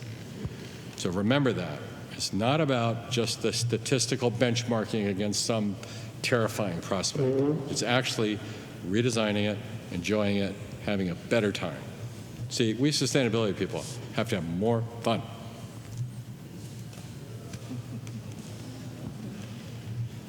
Hey, thank you very much, William. Any other member state wishes to take the floor?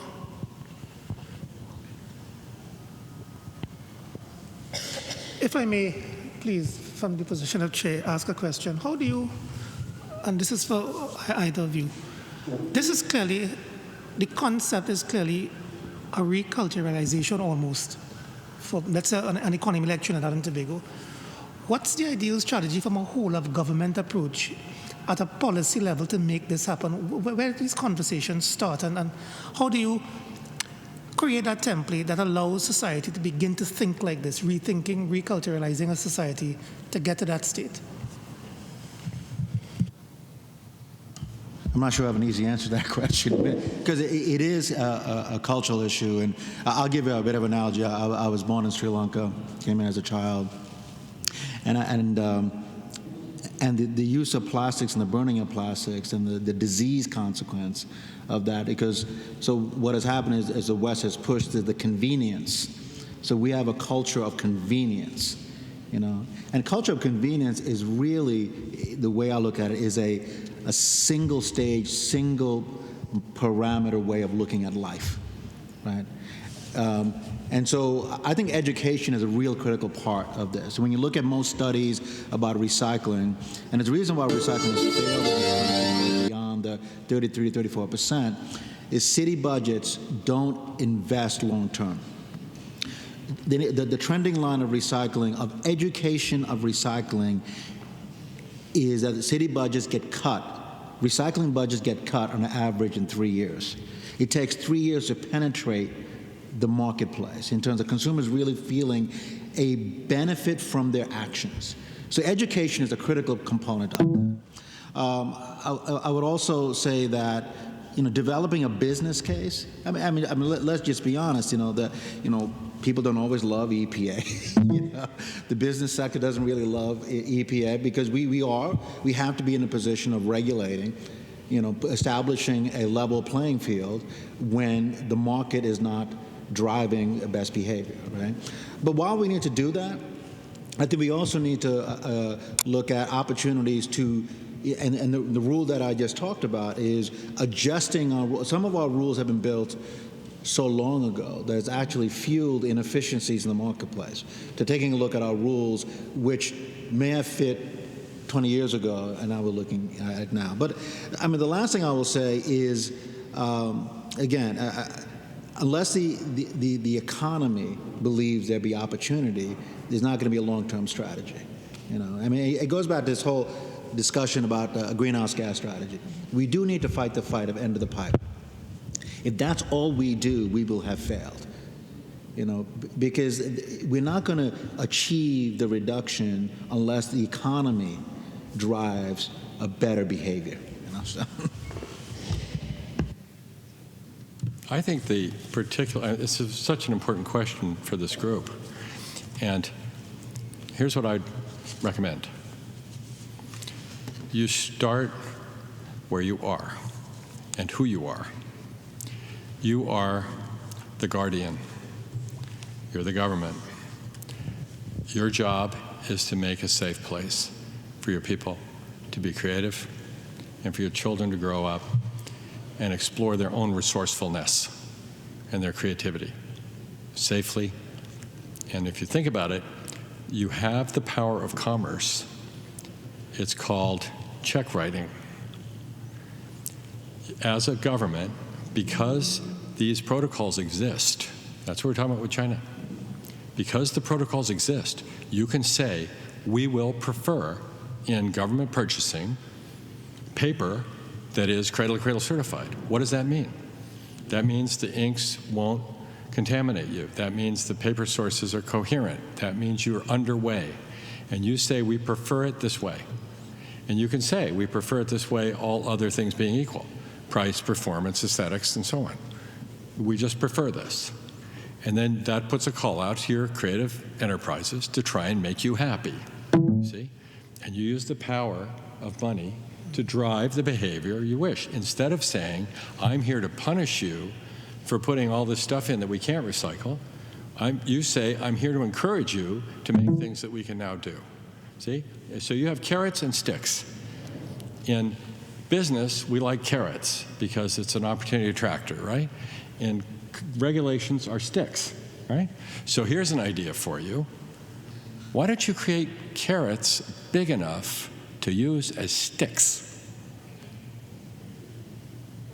What if you make an opportunity so astonishing that commerce can rise to your occasion? Because you're saying, instead of me chasing you around or trying to clean up your mess, we're going to encourage you to make things right the first time. And we're going to encourage our young people to know what's going on and to have transparency and enjoyment of all these agendas, because we are here to do this together now. We are not at odds with each other. The Guardian and commerce are actually one thing. It's adult behavior. Let's get on with it, really.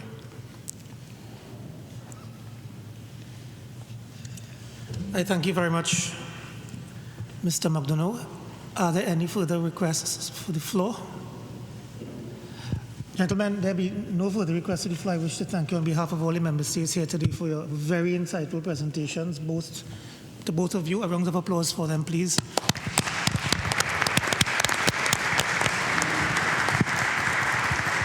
And it gives me great pleasure to yield the floor to Director Springer, who will summarize this morning's proceedings. Thank you very much, Ambassador. And let me thank you, too, for your chairmanship of this session. I always suspected that summarizing this session is going to be extremely difficult because we've had so many clear-sighted ideas that have been put on the table. But it seems to me that it all comes down to one or two fundamental imperatives. One is, how do we make the business case for a circular economy? I think that's imperative number one. And imperative number two, three imperatives. Imperative number two is, how do we make that business case attractive enough, not just for businesses, but for governments and for consumers and for producers.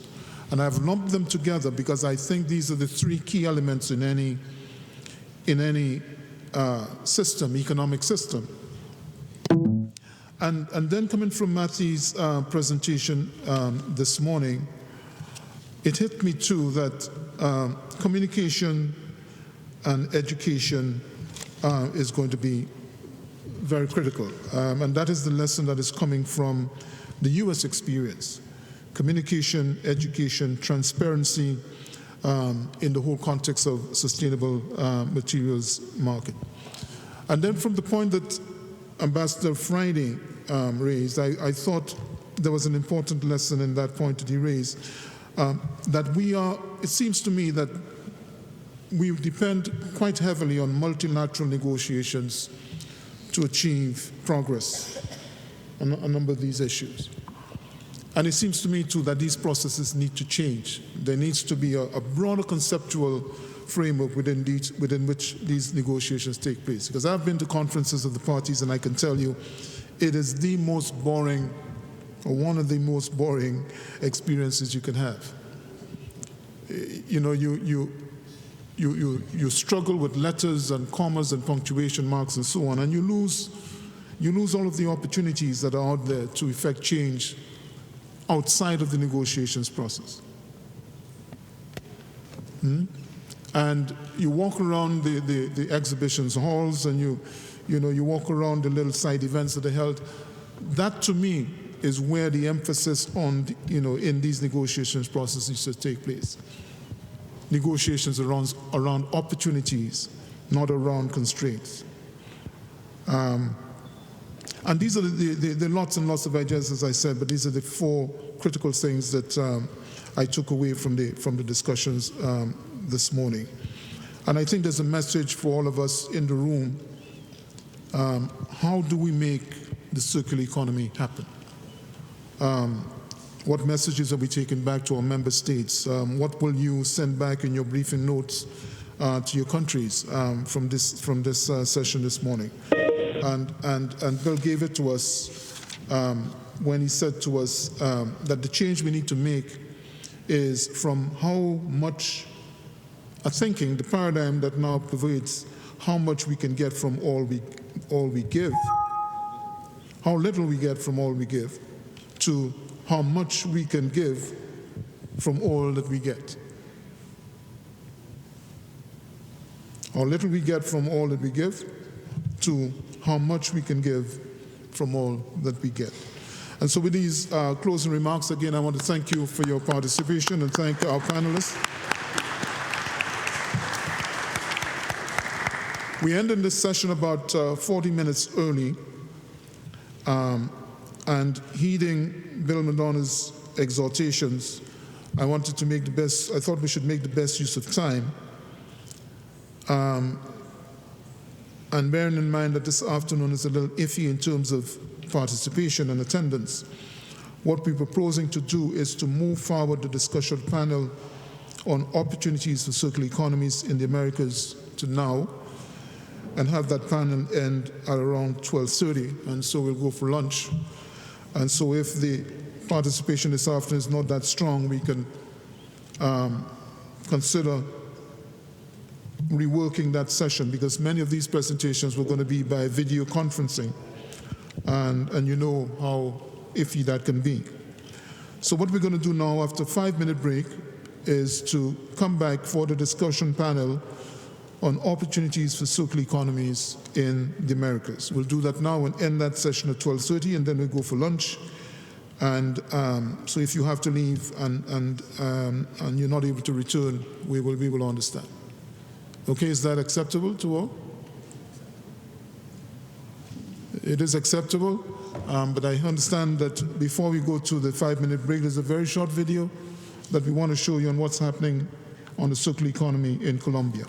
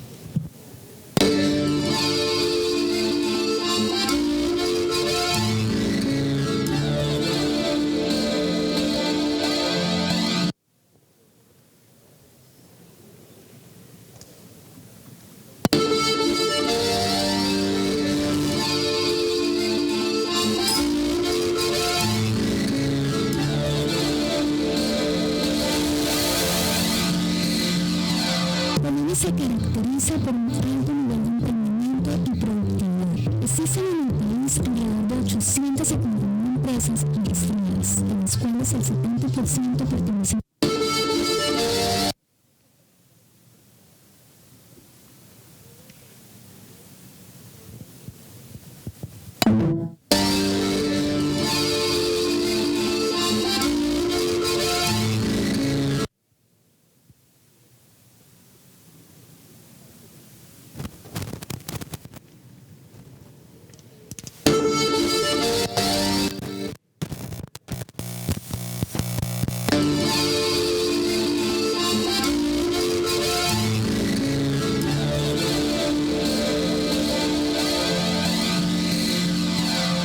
se caracteriza por un alto nivel de emprendimiento y productividad. Existen de las cuales el 70% pertenecen a microempresas. Ubicado en la región occidental de América del Sur, cuenta con 47 millones de habitantes. Es uno de los países más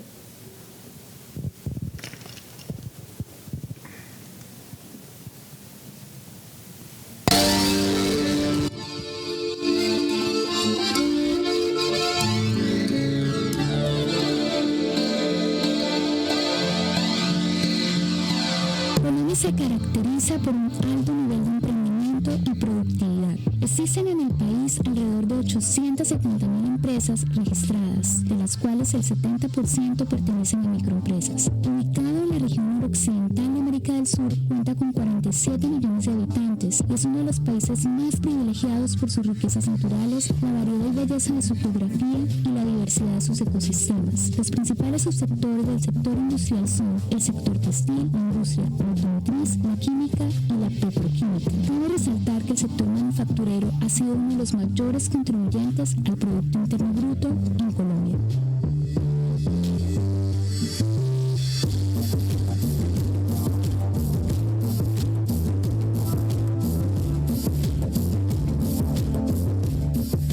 ¿Qué es producción en ciclo cerrado? La producción en ciclo cerrado se basa en un diseño innovador, inspirado en el concepto de cradle to cradle. Este concepto busca mantener los materiales en ciclos continuos a través de un diseño inteligente de los productos. Cradle to cradle es la base de una economía circular.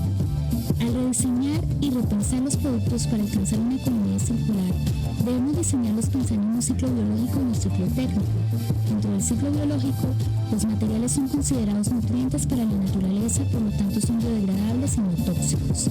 Dentro del ciclo técnico, se encuentran aquellos materiales que no son biodegradables.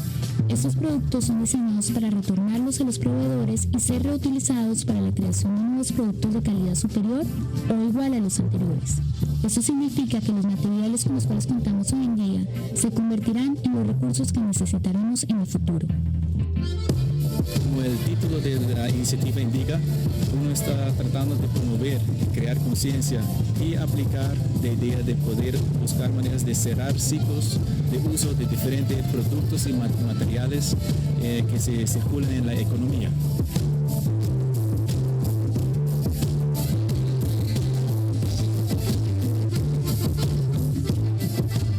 ¿Cómo se aplica este concepto a la realidad colombiana? Por medio del desarrollo de los siguientes componentes. Primero, proyectos pilotos entre empresas pequeñas y medianas del subsector de productos y sustancias químicas para rediseñar productos y procesos de manufactura según los principios de producción en ciclo cerrado. Segundo, talleres de concientización en temas de producción en ciclo cerrado, cradle to cradle y economía circular. Tercero, facilitando diferentes diálogos y reuniones para establecer alianzas público-privadas encaminadas en una visión estratégica hacia una economía circular. Cuarto, suministrando asistencia al gobierno para la elaboración de un programa nacional de transición hacia una economía circular.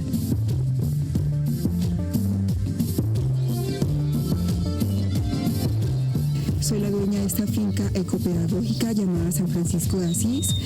la cual fue certificada en el año diciembre de 2014. Son cultivos variados, se rotan, cultivos de fresa, de yacón, aromáticas, que son utilizadas para SAC ecológico.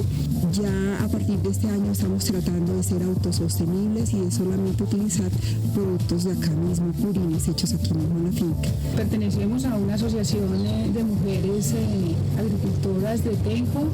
Nos hemos dedicado a la agricultura ecológica. Desde el año 2000 iniciamos nuestro proceso. Estamos apuntándole al cultivo en grande de aromáticas, medicinales, condimentarias, frutas y hortalizas ecológicas, nuestro proyecto Seguridad Alimentaria. En este momento somos proveedores de SAC ecológico, es uno de nuestros principales consumidores. Nuestro secreto, los insumos, es tener un buen compostaje, tener un buen cultivo de microorganismos, tener una buena reproducción de micorrizas, hacer unos buenos caldos microbianos, tener un lombriciario. Con esos 5 ingredientes e insumos se puede mantener una agricultura orgánica de muy buena calidad y que va a la fija que la producción va a ser excelente. Esta es una compañía fundada en 1974, es una compañía de carácter familiar, es una pequeña empresa. Venimos desarrollando en la fabricación y comercialización de productos cosméticos, en especial de barras de manteca de cacao.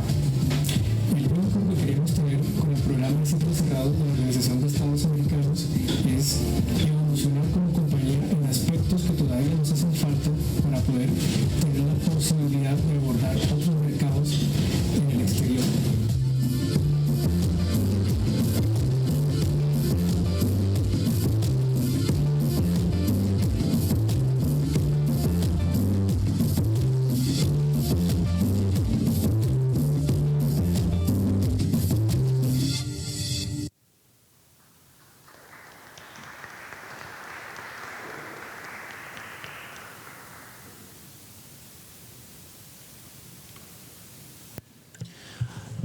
I thank you very much for your patience and attention in viewing that last video. Distinguished colleagues, before we depart and commence for the 5-minute break, Mr. McDonough was kind enough to sort of share with me some of the literature that he has produced, and I would ask to give him the floor because I think it will be very instructive for us to understand what was detailed in his books versus what the questions that we were getting from the floor. So I would happily pass the floor to you to sort of explain the contents of the books. This is fun. Cradle to cradle, and we're happy to share if anybody would like. I brought 2, but you can let me know you'd like one. We'll make sure you get one. But it's the first plastic trade book. This is polyester. This book you can read in the bathtub or on the beach for some of you. And it's a waterproof book. And this is Cradle to Cradle, and it's the first technical nutrient book. Right? Then the recent one is the Upcycle. This is about everything gets better because we're here. And this book is the first perfectly biological nutrient book. This book is safe enough to boil and feed your grandchildren if they have an extreme fiber deficiency. Go for it. Very little nutrition, but nothing will hurt them. Good. Then the actual protocol for Cradle to Cradle, the science and the design protocol is actually here in this monster volume. And the framework of Cradle to Cradle and circular economy design is in the front. Then there's the certification program, which is this, which has the 5 dimensions: materials, logistics, water, energy, social fairness. And then the back half, for anybody here who's got a medical degree or is a chemist, is the actual health methodology, health assessment. And you'll see, as you look at it, this is the work of Dr. Braungart and all the chemists at MBDC and elsewhere over 20 years. And it's a gift. So it's public.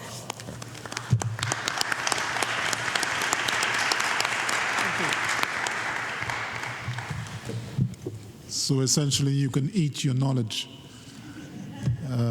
Something to look forward to. Thank you very much. We'll take a 5-minute break, and we'll come back for the last session for the morning and perhaps for the day based on participation levels. And we'll look to close and go to lunch at 12:30. And lunch has already been set up outside, so we hope you will join us. It's not all circular economy stuff, but we're going to be making progress. Thank you.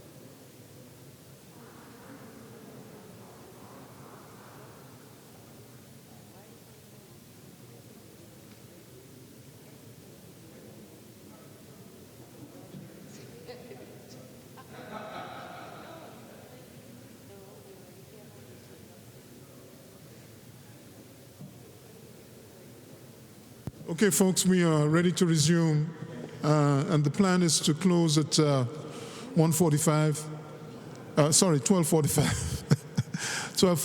so we can have lunch and then we can close the meeting. This session will be moderated by Maurice Robert, who is the Director of the Department of Economic Development in the Secretariat for Integral Development of the Organization of American States.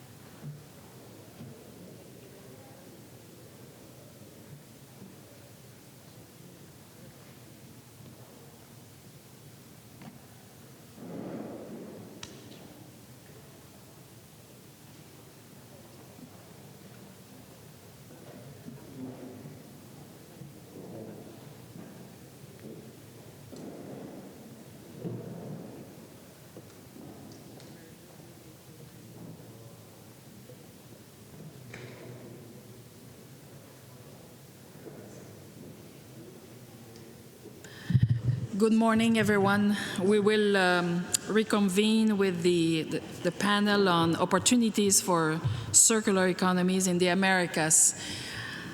As was mentioned in the previous panel, the idea here is to discuss the business case for the cradle-to-cradle initiative. And our first speaker is Tom Huntington, the VP Sales for Be Green Packaging, who's going to tell us his experience on making the business case for circular economy. Tom, thanks a lot for joining us, and I'll give you the floor. Great, thank you very much.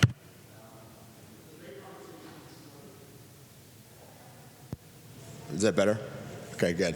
Live mic would help, right? Awesome conversations this morning. So my name's Tom Huntington. I'm the VP of Sales for Be Green Packaging. We do cradle-to-cradle certified, 100% compostable food service and consumer products packaging. And so I'm going to talk through some of what it is that we do, the business case for our company and our kind of material utilization. And kind of the business case that we make and show our customers as well, and their kind of outputs and their outcomes and some ROI discussion around that. It was great conversations this morning. It was a kind of interesting, funny story very quickly before we get started. I've got a little video, but this weekend I was watching the Kentucky Derby at a friend's house, and his son was there, home from University of Maryland in college.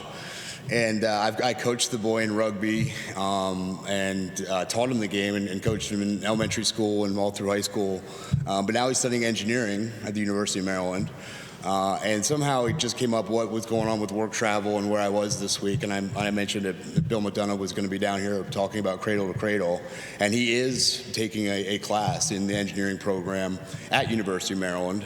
So that was great to hear and know that those principles were being taught, which is a really cool piece. But it was just funny the way that he looked at me. I mean, he was very engaged, and we had a great discussion about it. So it was just, for all the time that I've spent with him, that's the most engaged he's ever been. It was just kind of a cool feeling. So this is a quick video that we did with Gillette. So we do all the Gillette Pro Glide packaging for them, and it's all the back of the packaging is 100% compostable pulp fiber product. But this just shows a little bit of what we do, why we do it, how we do it, and what the outcome was of this launch. So let's show the video, please.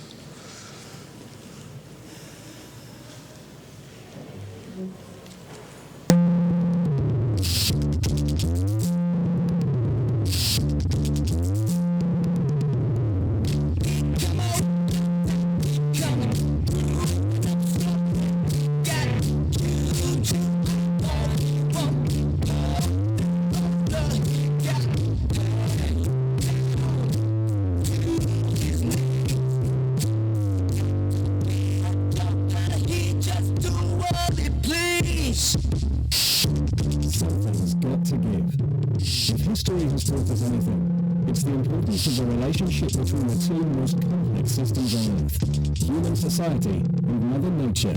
And whether the two are working in harmony or against each other, nature has provided us with a source of fossil fuels which we use to supply our energy and transportation needs. But these will not last forever. Americans represent 5% of the world's population, but consume 23% of the world's oil output. Come together. Over me.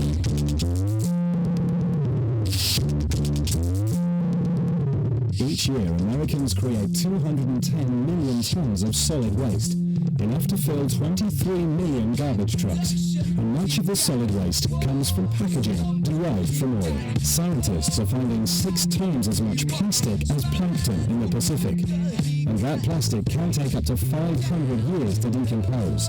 The time has come. Ours has to be the generation that makes the changes necessary to produce a sustainable environment. Come together!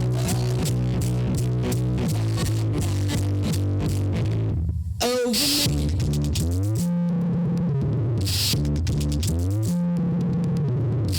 Almost 1/3 of the waste generated by the US is from packaging. And yet, using existing technologies, it would be possible to reduce the human footprint on planet Earth by 90%. But things are changing, and changing fast. Retailers in the US are taking a lead in demanding new, innovative packaging from their suppliers. Walmart is leading the charge. The company now bases its buying decisions on their packaging scorecard, which aims for a 5% reduction by 2013. Other retailers in the US are also demanding scorecards, reductions in carbon footprints, water footprints, and plastic content, with a greater use of compostable materials. And Gillette is embracing this change. Through their launch of the new Gillette Fusion Pore Glide, the company has made huge advances in razor technology, but Gillette has also been listening to its consumer research and has designed a packaging solution that will provide a 17% reduction in package weight, a 78 to 80% reduction in plastics, a 16% improvement in pallet density, a reduction in PVC used from £1 million to £62,000. And guess what? This new sustainable low plastic packaging solution is a lot easier to open.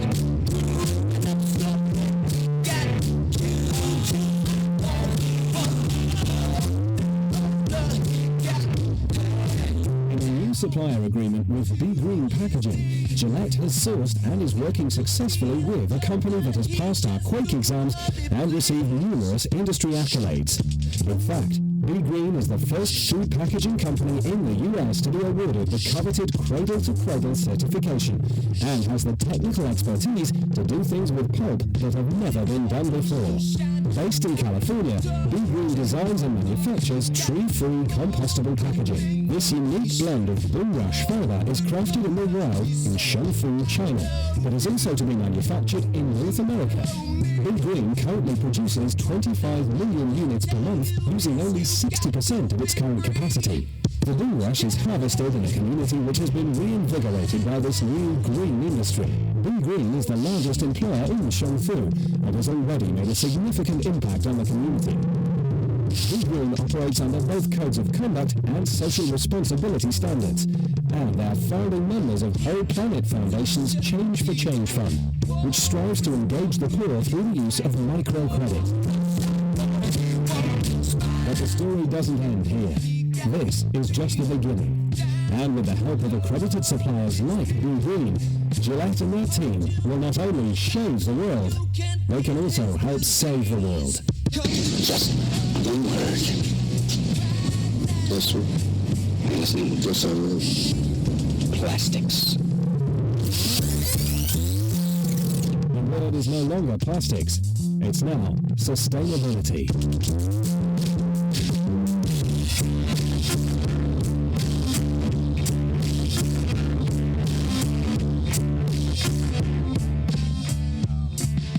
So I think that tells a good amount of our story, right? So that's one of our largest CPG customers in Gillette and Procter & Gamble in general.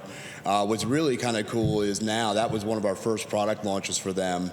Now they've just come to us for our first fully compostable, 100% compostable product. And they've got a number of products that still have some plastic in them, but this is going to be the first product that we'll launch with them that's 100% compostable. So really excited about that. So I'm going to talk a little bit, again, give an overview of the company and how we do what we do. Some of that's a little bit technical. I know we've got a lot to talk about in a quick session. So I've got some business cards. I've got my contact information in the deck on those capacity type slides. May not dive too deep, but if folks want to connect on that, we certainly can. So when we bring up the slides, I'll start talking about that piece.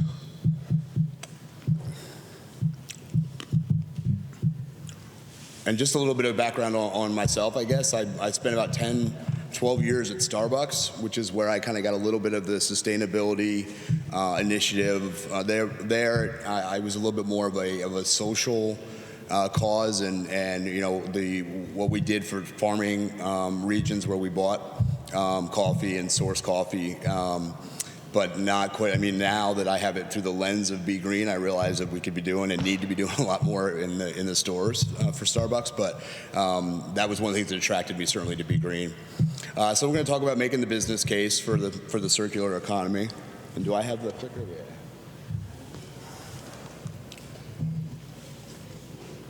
But it's just a little bit about who we are and what we do.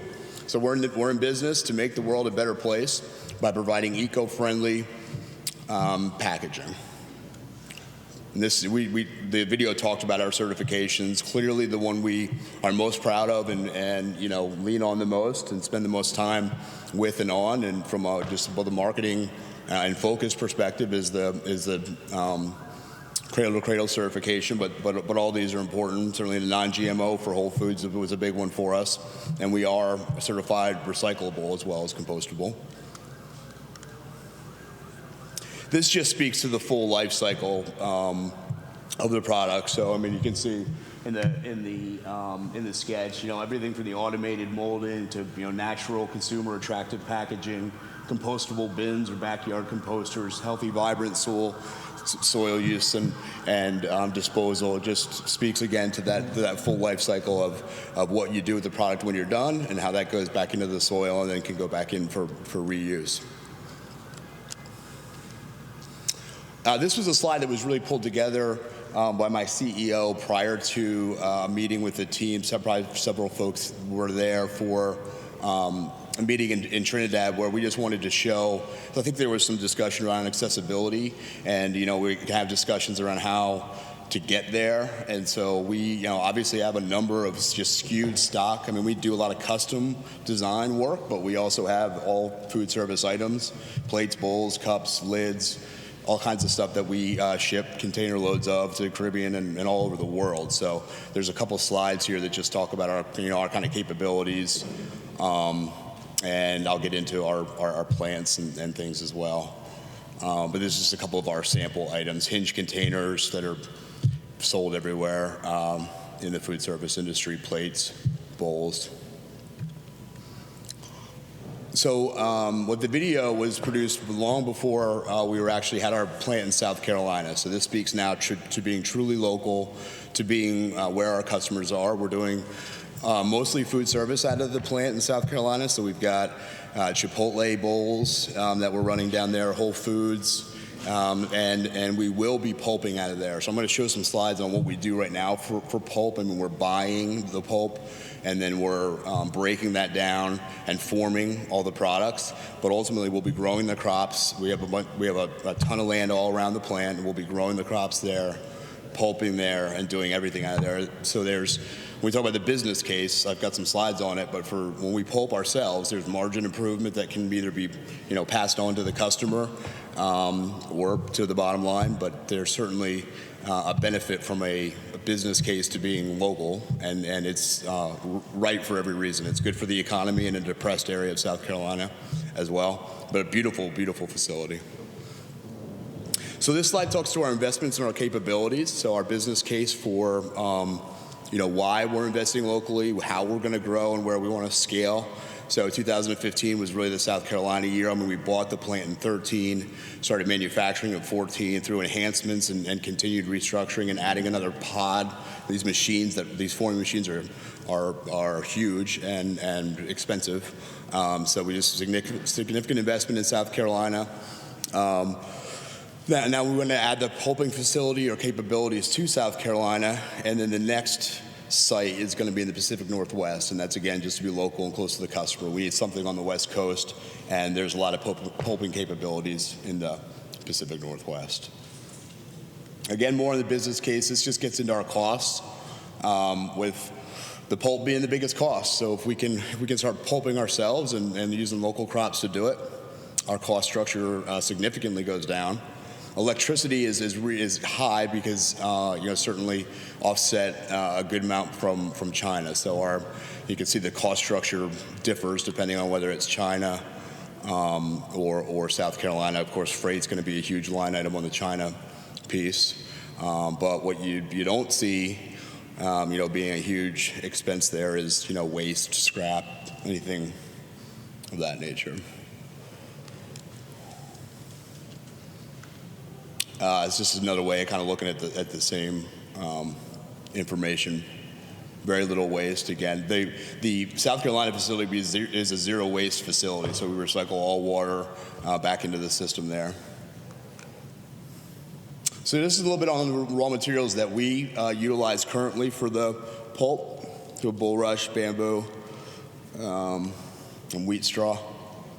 And that's how it actually comes to us. So right now, as it comes, we're getting it shipped in, and it comes in sheets like that, and we literally have to break it down into it's in these big vats that go in like a slurry, and they get poured into these forming machines that with heat and pressure basically make the products. Really kind of interesting process. There's a little bit more on the process here.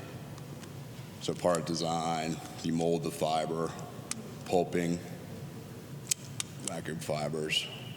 And you got to trim and laminate if you want to. Lamination, fortunately, takes some of the compostability out of it, but it's still a need for some folks. So, it's an interesting dynamic when you start talking about what the market needs or certain customer needs, or just how compostable or green you want the solution to be. So, and any step in this process, there are some opportunities for it to become less green or sustainable, obviously. This is a little bit more on just the capacity. Again, I think there was some conversation around the accessibility and capability of products and access to those products. So this just is a little bit of our business case. How many folks are working? Key statistics, labor. So for us, it takes 10 indirect labor, 4 technicians, and 112 total operators to do the 2 pods that are in South Carolina. This would be for a single pod. So this is just all operations piece. I wanted to make sure we did talk a little bit about what it really takes to run the operation. And then we wanted to add a little bit. This is another slide that was created for the last meeting, but just from a understanding where we would focus potentially within the food service environment. I mean, really anybody is a food service target, right? We're talking about anybody from the hospitality industry in general, but we see a lot of activity in all quick serve restaurants in general, big chains, everybody. I've got a conversation going on with Burger King right now, which is very interesting. You'd think notoriously, frankly, a price conscious, we'll say, customer and buyer, but they're very interested, and they're actually looking at our sample cups. So the cups that they just put their ketchup and mayonnaise and that's typically a hard margin item for us to sell into a big chain. But so when companies like that are having the discussion, you really recognize where it's moving. It's not just Chipotle and Whole Foods and green mission-based companies. It's commodity companies that just either through local municipalities regulation, or because they see the light. To some of the conversation from this morning, it is the momentum is amazing, and then there is on the Procter & Gamble video, there is some real discussion in there around the ROI or the business case from the customer perspective. I mean, the packaging is lighter. There are a number of different pieces within the supply chain that really do help from a warehousing standpoint, from a ROI, shipping, how many cases to a pallet, how many items to a case. It's hard to really build slides out on that because every item is different, every customer is different, but we see savings throughout the system. And so if that is something, as you guys are kind of building the business cases, that you'd like to dive into or at least understand or see some samples of, because as much as everybody wants to go sustainable and green, there's never, even for Whole Foods, even for Chipotle, there's never a situation where we don't still have to build the business case out in the discussion. And so if they're going to pay a little bit more, there has to be, either because of their customers or the branding opportunity or because they get it back somewhere in the supply chain, that ROI has to be discussed. So I didn't want to dive into specific examples in this presentation, but if you, as you're fleshing that out, and I think there's a lot of discussion this morning or some questions about how you make it measurable, how you look at that. That's what we do every day. We try and show the functionality of the form and the payback. So I'd be happy to help with that discussion. So here's my email address. I've got some cards that I can leave up here as well. I know I went kind of quick through that, but I did want to leave an opportunity for some questions. I think we're going to have that, whether that's now or would you do questions now or do we wait after? Okay. So that's it.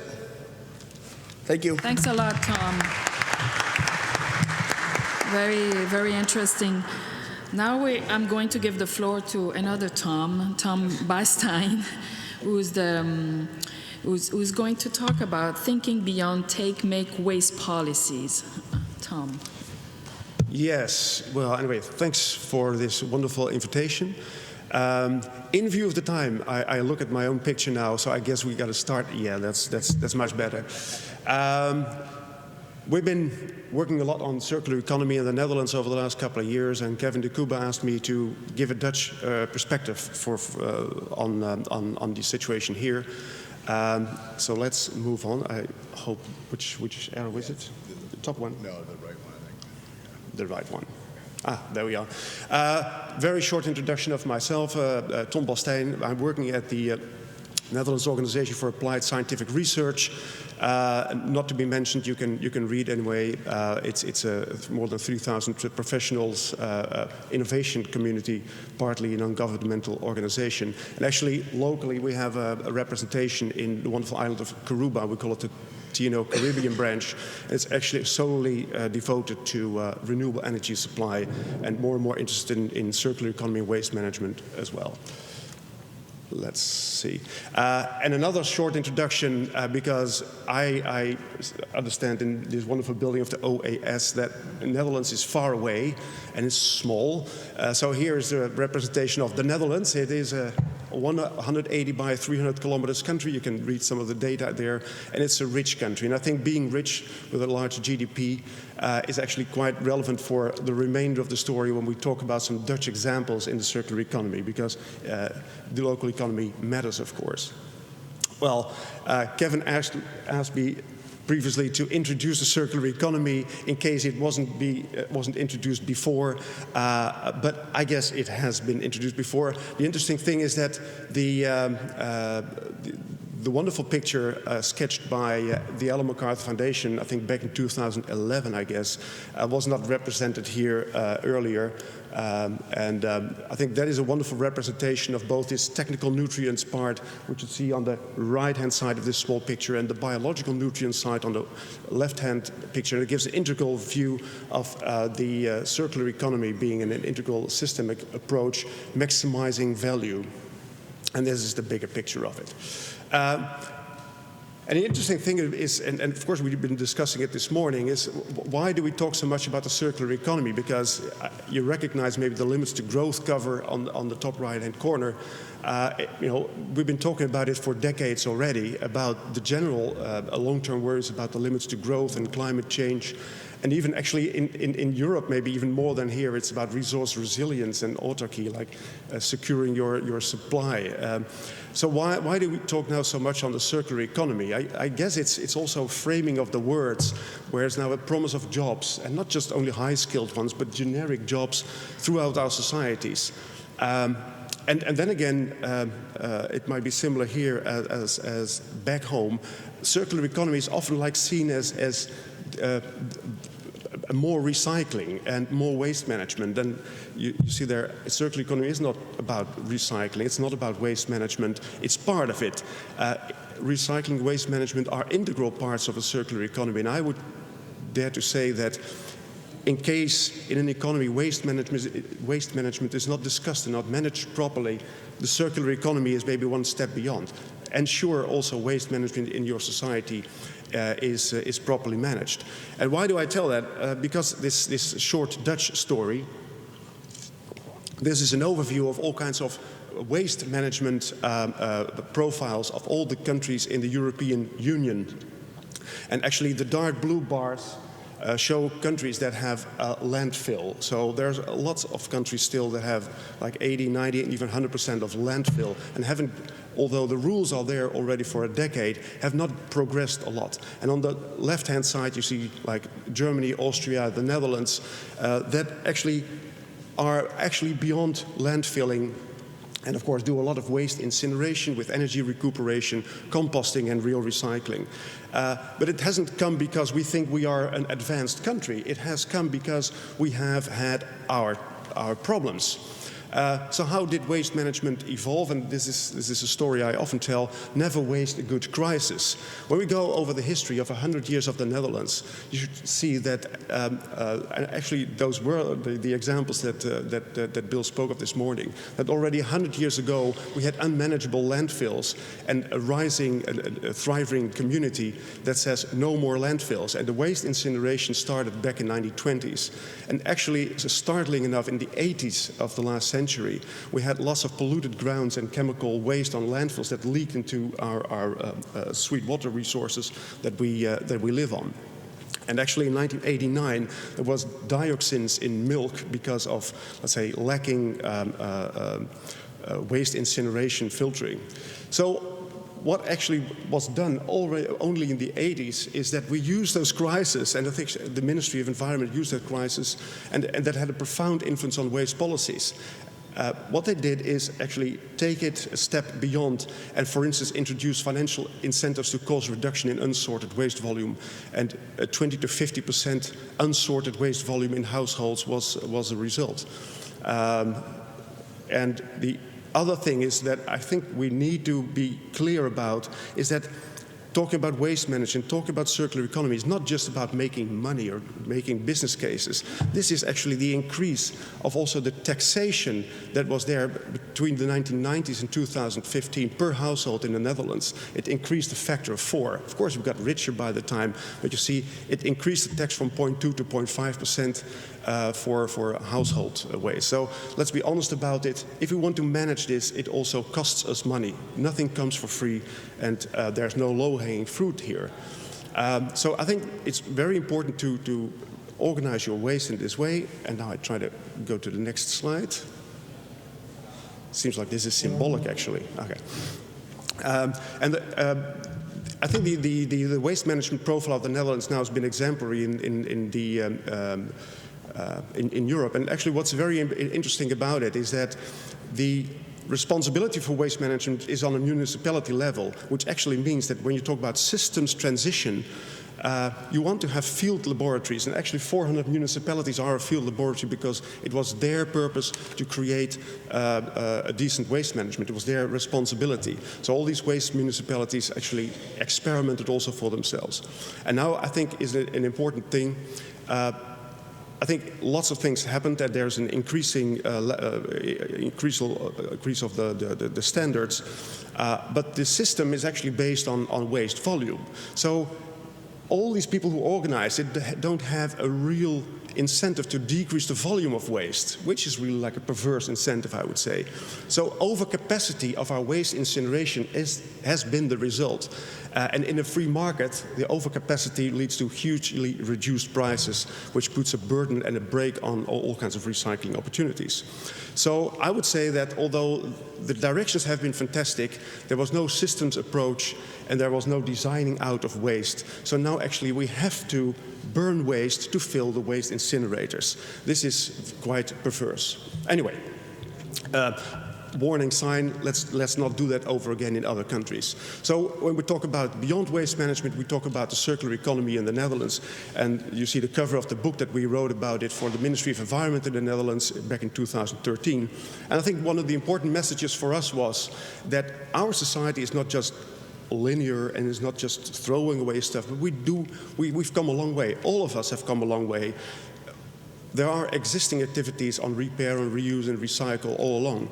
And I think we forget many of our circular habits when we get richer or as time progresses. And I think many of our ancient habits are rather circular. And then we get rich and we dump things in landfills. And when we get rich and have these waste management, we think, well, let's get circular. I would say that one of the examples here in our cooperation is also to learn actually from our past and keep our circular habits. And actually, there's already a lot going on in society. When you look at the various activities that you can engage in circular economy, not just recycling, but also, let's say, incentivizing your reuse. The eBay is of course a fantastically ICT-enabled platform that has had a tremendous influence on the reuse of second-hand goods. And so there are other examples where hiring and leasing and service systems and product service systems have been in society already. What we have been doing, and in view of time, I got to go very quickly, I guess. We've been going over an economic study of the economic opportunities of the circular economy in the Netherlands. Much too detailed, but there is a book and a website that you can read. For instance, on the biological nutrients, we've gone over like 40 specific ingredients and see what either the costs or the benefits are currently in society. Already worth a couple of billion. And what we looked at every separate step and see what technology might provide more in terms of more biogas production or biorefinery. So we could add like 30% on what we currently make in terms of our biological waste. On the other side, the technological nutrients, we looked in detail to the electronic and metal equipment, and there actually is, for me, a very interesting element. The current value is already, again, quite high. But what's striking is that the value of the circular economy is on repairing, it's on the reuse of products, it's on the reuse of components, and much less on recycling. Recycling is something that as a society you should want to do, but often it also costs money, whereas in reuse and repairing and maintenance, for instance, it really adds money to your society and it keeps products at a high level. So how can the circular economy grow? I think this is a bit too much for now. But what we try to do is extrapolate our data to the whole Dutch economy. And we estimated that about €7 billion and more than 50,000 jobs could be created when everything would be installed. But the interesting thing there is, and I think that's honest to say, is that when it's on circular economy, there's also parties that lose, at least initially. There's not just winners. When you keep stuff longer in society, people who create stuff will be, let's say, on the losing side initially. And I think it's very fair to see both elements of the equation. Well, anyway, the Dutch policymakers have embraced the circular economy in a From Waste to Resources program, actually lots geared towards waste management again, ambitious goals with respect to reduction to waste incineration, to waste sorting, and some others, and I think they will be shared afterwards. I think for time reasons I will not go over them, but there is, of course, policies on promoting circular design and promoting sustainable consumption. For instance, the government now will act as a launching customer for many circular designs. And what's more, I think the government has also seen that circular economy requires a real global approach. And we've been quite very active, actually, over the last couple of months in the Clean and Circular Delta Challenge for Rio de Janeiro in view of the coming Olympics, where not just cleaning up, but also recycling the plastic that is there in the Guanabara Bay is a topic. Well, anyway, what I see in my work as a research organization is that cities especially embrace the circular economy. They're curious. It's that they do it, they're curious. What does it mean for us? What I see as the driver is not just solving the waste issue. It's not just the money about jobs. What I more and more see is also a reputation issue. You want to be known as a city that improves living environment, that is attractive for newcomers, that is attractive for innovative businesses. So it's not just about the central business case, but it's also what do you want to be known as. And what we see in our work, and we are very quantitative people, by the way, is that the phenomenon of urban metabolism, which says, okay, what materials do flow in a city, what happens in cities, and what is the waste evolving from that. Where you make that quantitative, you make it easier for decision makers to pinpoint where you should be heading it. And I think there was the same type of hotspot analysis that I heard from the EPA earlier this morning. Actually, we've been engaging in that, for instance, in the cities of Amsterdam and Rotterdam, which is somewhere on the next slide. Yes. So in terms of material flow analysis, we've been looking at energy and materials and water and food and waste streams in Amsterdam. Much too many details on that. But I think it delivers estimates on where you should be heading at. That is a bigger view of that. And in this presentation that I must admit I could go on for hours, I would like to make some final statements. That I would say that given also by our economic analyses, which are rather quantitative, the potential has been recognized. But I would also say that it is good to share with you my feeling that there's no low-hanging fruit. I think every system, in terms of governance, in terms of economy, gets the type of economy it deserves. It is like an equilibrium. There's no low-hanging fruit. So we should change systematic things. Systemic changes will change the system. We will change the way that we deal with things. If we work with the same economic system and the same, let's say, legal constraints, I would say there's no low-hanging fruit. We really have to work hard for it. The other message I would share is never waste a good crisis. When there's really a feeling of urgency, we can get things done much quicker and much more thorough than without such a crisis. And I believe that a systemic ecosystem approach is required. We don't just need, let's say, business cases, but we need societal pressure and also societal benefits in order to change the rules of the game. Let's also not forget that it's not just legal systems, but also disruptive technologies like the nano and biotechnologies, but especially ICT that really can make a stepwise change. And last but not least, I think the OAS has shown fantastic examples. Small field labs or experiments in real life can really are actually essential for us to learn from and to learn from each other and try to scale up those fantastic experiences. And with that, I would like to thank you for your attention. Thanks a lot, Tom, for your presentation, and it was interesting that you focused on the reuse, repair, and much less on the recycle. Now I'm going to invite Kevin De Cuba, who is the program manager here at the OAS of the closed-looped cycle production in the Americas program. Kevin. Thank you, Maurice. Good afternoon, ladies and gentlemen.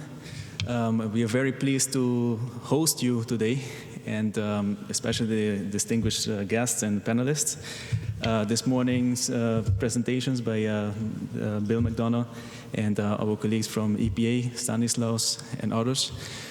Thank you. I'm going to dedicate this moment to highlight what we have been doing, we as the Department of Sustainable Development of the Organization of American States, related to this particular activity or thematic concept of circular economy.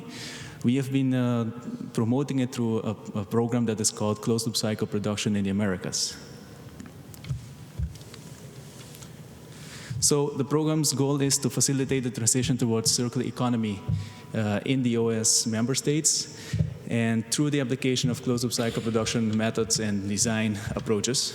In essence, we aim to promote this to achieve the Sustainable Development Goals. Why did we call it closed-loop cycle production? When we started in 2008, 2009, I personally had the opportunity to read the Cradle to Cradle, Remaking the Way We Make Things. And that was my moment of eureka.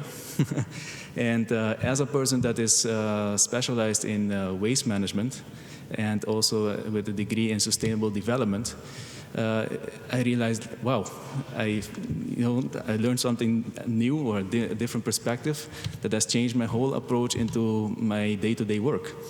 And from that moment, I decided to dedicate the rest of my career into figuring out how to apply the cradle-to-cradle principles into what we do.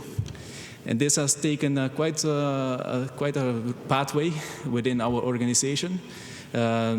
Me and my colleague, Ruben Contreras, we both started to learn more about it, get more educated about it, and start convincing our colleagues, going up the ranks, and slowly but surely managed to create a program around this topic.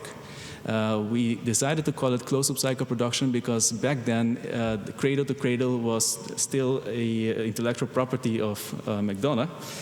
And we decided to use another name, but in essence, every time we've clarified that the idea is to promote the cradle-to-cradle principles and recognizing the ownership of cradle-to-cradle.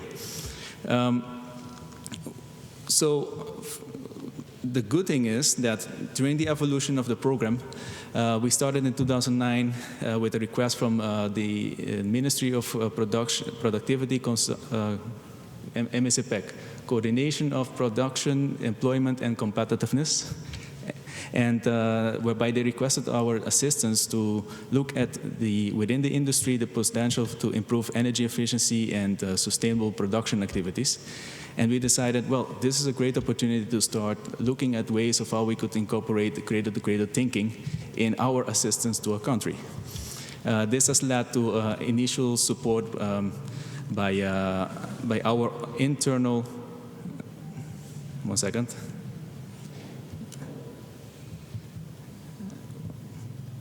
Well, this led to a pilot project that started from 2010 to 2013 through support of FEMCD. And nowadays it's called the Cooperation for Development of the OAS and US government, where in that process we establish an international partnership. We reach out to MBDC, we reach out to other entities, including the C2C Expo Lab and the Cleaner Production Center of Colombia, to work together as a group to figure out a way to provide assistance to Ecuador. And in this case, the dialogue revolved around solving particular issues. And one of them was to showcase how applicable or viable is the potential of certifying a product cradle to cradle in the context of a developing country or the context of what we know in the Americas. Why? Because prior to that, most of the examples that we knew about were only achieved or showcased in the US or Europe or other parts of the world. And we aim to showcase in a context of a small, medium-sized enterprise that these kinds of approaches are viable to apply. And here you can see that we managed to certify products together, of course, with MBDC. In this case, these are the first packaging materials that were cradle-to-cradle basic certified in Latin America and the Caribbean. So we are very happy to have been part of this process and to be able to, to showcase that as one of the first groups that it is plausible to achieve. In essence, what that information or certification highlights is basically that the products have been analyzed up to 100 parts per million meaning almost literally at the molecular level, and verified upon the list that Bill McDonough showed this morning about the health requirements, the material health aspects, meaning that you may have to make sure that all components are checked and verify that they are not carcinogenic or lead to genetic mutation or any other health impact or environmental impact. So with other words, when you use this packaging material, you can be sure that it is a proper designed and selected product. Next, after the pilot project did not only focus on certifying a product, also it addressed the issue of developing a national program on closed-loop cycle production. We assisted also in the re-establishment of a clean production center for Ecuador, and specific text and policy language has been incorporated in the National Development Plan of El Plan para el Buen Vivir in Ecuador for 2013-2017, whereby they highlighted specifically that the intention of the government is to start exploring opportunities to close the loop within the specific subsectors of the economy. Based on that success, we managed to expand the program. This happened through international regional dialogue sessions or workshops, whereby other countries expressed their interest, in this case Trinidad and Tobago, Panama, and Colombia. And all three indicated that they would like to work with us on figuring out the way to promote the idea towards circular economy. And the program is set up in such a way that it composed of three main components, basically awareness, education, and capacity building. The second one is related to analysis and policy advice. And the third one, promoting the application. So basically, through pilot projects, try to showcase that it's actually viable to achieve.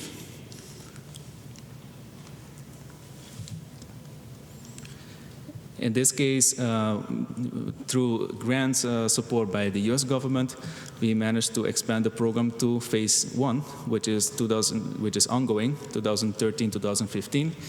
We have managed also to broaden our partnership base, whereby US Environmental Protection Agency joined the team, and where also we've been able to expand the platform for strategic alliances with more partners. And one of them, as mentioned earlier today by Mr. Fitzpatrick, is ECPA, which is another DSD-led initiative, and which we're happy to work closely with. So entering into the specific activities in the countries, from 2013 forward, we have, together with the governments, in particular ministries of the governments. In the case, for instance, of Colombia, the lead entity there is the Ministry of Commerce, Industry, and Tourism. In the case of Panama, is the Ministry of Commerce and Industry. And in the case of Trinidad and Trinidad and Tobago, Ministry of Planning and Sustainable Development. So together with the ministries and other local partners and our international partners, we started a dialogue about what it is that is of priority to the country, and through a methodological approach. That, in essence, meant that we started with production sector diagnostics to understand the current conditions and opportunities in the industrial sector of the country, and highlighted through particular indicators, try to rank which subsectors of the economy are of more priority. In some cases, for instance, in the case of Colombia, that type of work was already done, because you had the existence of the program for PTP, Programa para Transformación Productiva. That's the program for productive transformation of the government of Colombia, and where they already did the analysis of which subsectors of the economy is prioritized by the government and which areas are of particular interest. So the same work was done with other countries, and we managed to come to a conclusion or recommendations regarding the prioritized subsectors, We had several multi-stakeholder meetings to make sure that this is indeed carried by all partners involved. And that led to the definition also of particular work plans. And I'm showing here just a snapshot of the work plans per country. So you cannot see the details, but in essence, what was done is to tackle the issue through different components and over a particular time frame, of which the deadlines for the current activities are set for September 2015. So, for instance, the videos you saw earlier today try to highlight the specific focus of the activities. And in essence, what we realize is that in each country, the circumstances are different, the needs are different, so you have to be able to adapt to the different conditions, but still try to promote the same philosophy, the same principles. So as you could see in Trinidad and Tobago, the ministry indicated to us, please, let's look at how we can solve the styrofoam problem. And let's look at it in a way that, you can apply the cradle-to-cradle principles. And how do we, together figure out a way that it actually leads also to a potential business case, and also leads to solving the waste problem, but also other challenges that the country is confronted with. And that whole dialogue led to a particular plan of action that is basically looking at investigating all the alternative solutions, sustainable solutions to styrofoam packaging. And we said, okay, what do you have as assets? And one thing is that there's a lot of land still available since the closure of the sugar activities. And there is an intention by the government to rejuvenate the agricultural sector. And then we looked at how much crops is being produced, how much waste does it yield in a sense of organic waste, and use this material as a potential primary feedstock to produce an alternative packaging that can replace the styrofoam. And the beauty of it is that once you do it in a correct way, you can recuperate that same material and pass it through, let's call it a biodigester, in order to convert that into energy on one hand, or biogas, that can be used as transport fuel. But the beauty behind it is that the rest waste is actually converted into fertilizer. And that same fertilizer can go back on the same lands where the original crop is being cultivated. So that is a clear-cut example of how you can close the loop of a particular biological nutrient in an island context. And still, of course, you can question the aspect of economies of scale, you can question the availability of technology, etc. But at least it starts with a good intention behind it, and do the research, and collectively, with all our collective capacity, to figure out how to go about achieving it.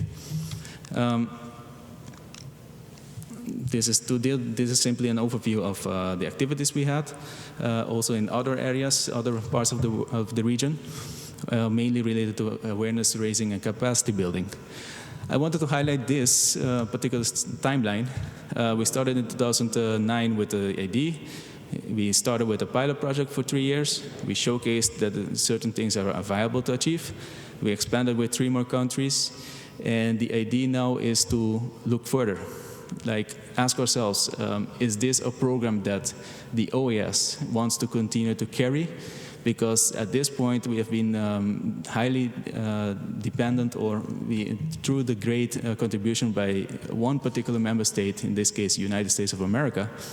But we think that we have reached a point whereby there's enough evidence and capacity in place, and the proper partnership in place, to actually incorporate this program as a more formal program within the OAS structure, in a sense that we hope that the discussions today about circular economy, about closed-loop cycle, cradle-to-cradle, and other tools and ideas and mechanisms as sustainable material management can be hosted somewhere in our organization. And we think that the Department of Sustainable Development is the right location to move this process forward. Because as the representative of the US indicated, we have been the ones pioneering this in our region. Up to now, no other multilateral has done this yet, and we would like to keep this momentum going and become the center of excellence, or at least the hub for knowledge about this topic. And in this case, I want to really reiterate that we ourselves, our own team within the department, has the capacity to do all this, because we have team members that have the academic preparation, and some of us, like a colleague, Julia Andrea from Colombia, she is one of the first graduates in a master's degree in Cradle to Cradle, and she is the only one in our region working with us. So we are very keen on building up this capacity and become, with a future vision of becoming the advisory hub for the OAS member states in addressing the market barriers to achieve, a better, sustainable production and consumption patterns in the region. And with this, I just wanted to close because of time, but here I want to just showcase an example of where we would fit into this whole dynamic towards transition into a circular economy. We think that the OAS, its core competence lays in the policy making, in providing objective analysis and help the governments to in advisory services to look at policy-related needs in order to address or help address the market challenges or barriers that exist. And together with the other colleagues and partners, we have a solid team that can deliver a lot of assistance into different spheres of what is needed to achieve a circular economy. And then you see in the left lower corner the aspect of capital. Our role is also to incentivize the bigger financial institutions like World Bank, IDB, and others to also understand that this is the future.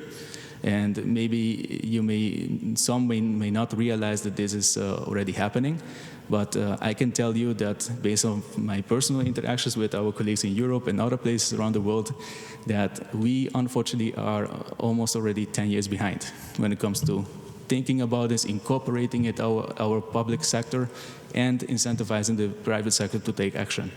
So we hope that with these messages, we have been able to share with you that what we have been doing from the DSD perspective, the OAS Department of Sustainable Development, and hope for your continued support.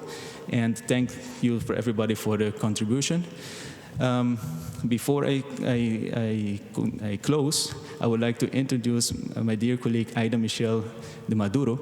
She is the former president of the Industrial Association of Panama, SIP.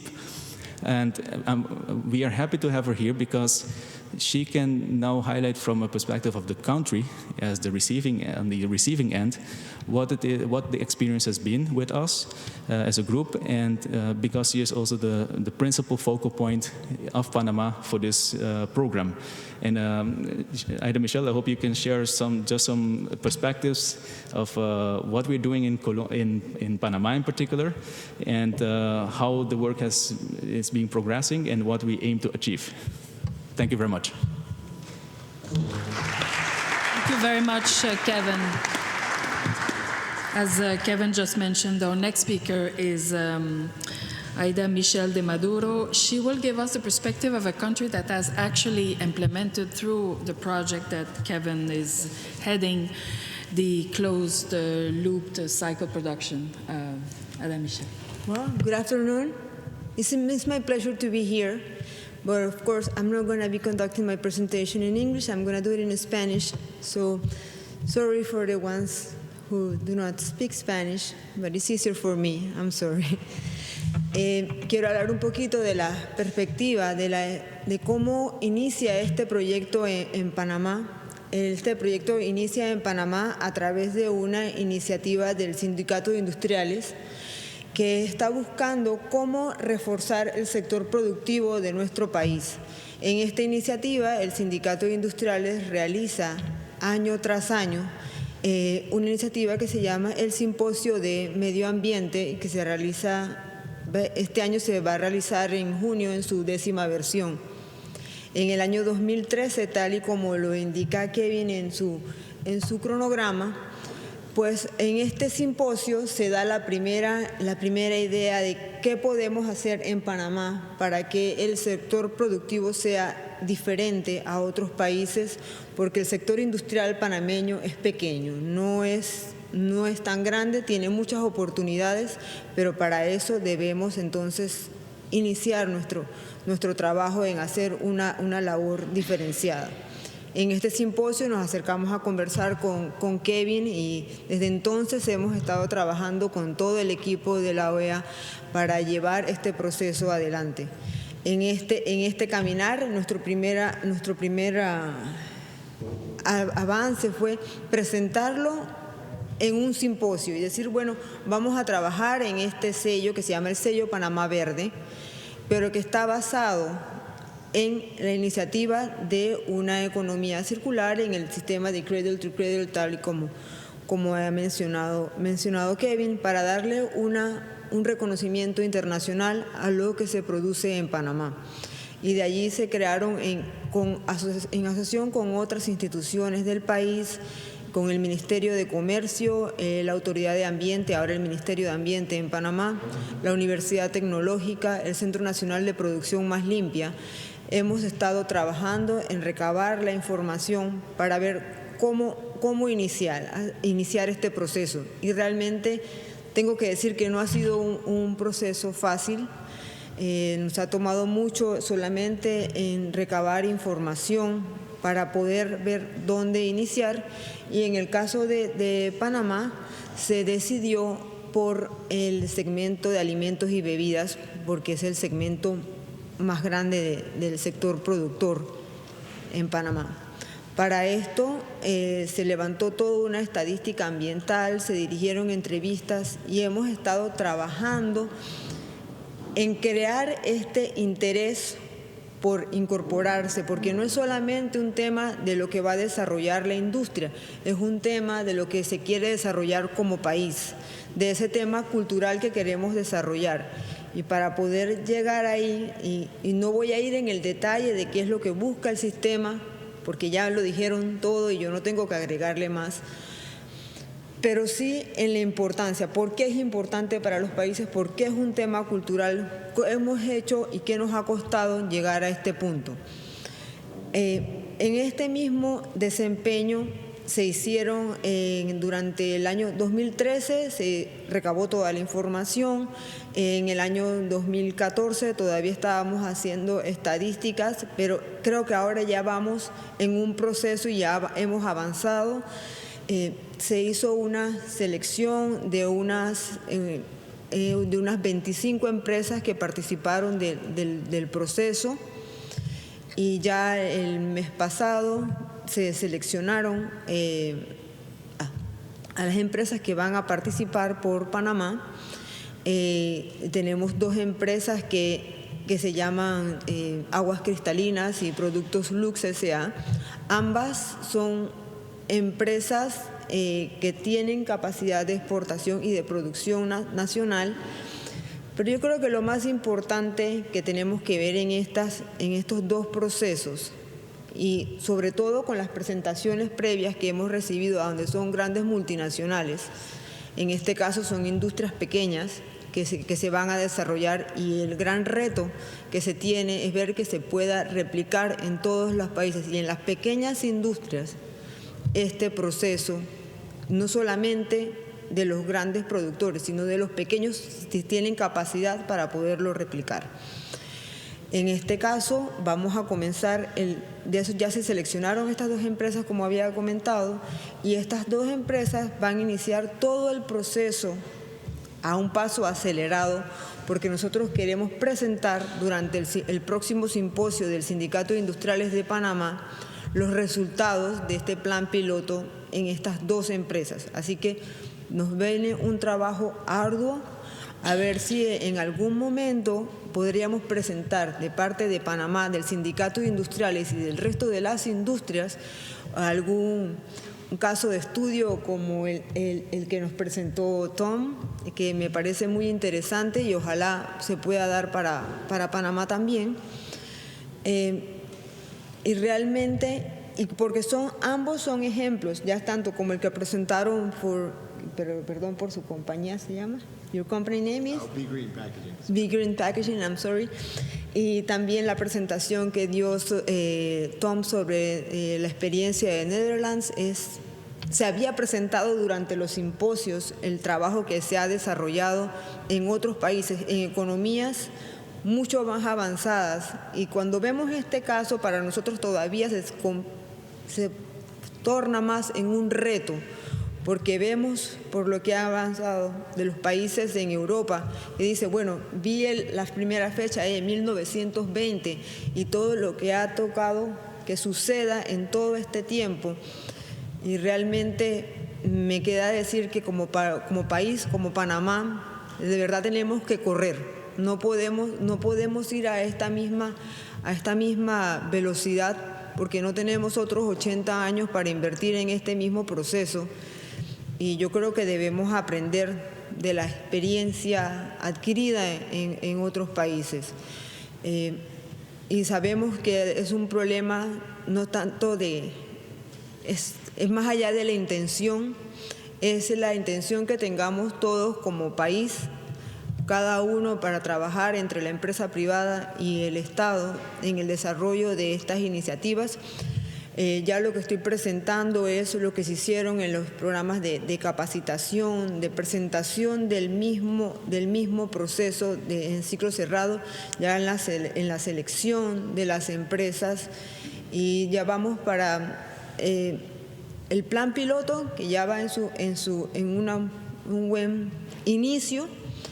Estaremos firmando el acuerdo con la OEA entre el Ministerio de Comercio, el Sindicato de Industriales y el Ministerio de Ambiente en los próximos meses. Esperamos que sea antes del mes de junio, cuando presentamos en nuestro simposio los resultados del plan piloto que se realiza en Panamá en estas dos industrias.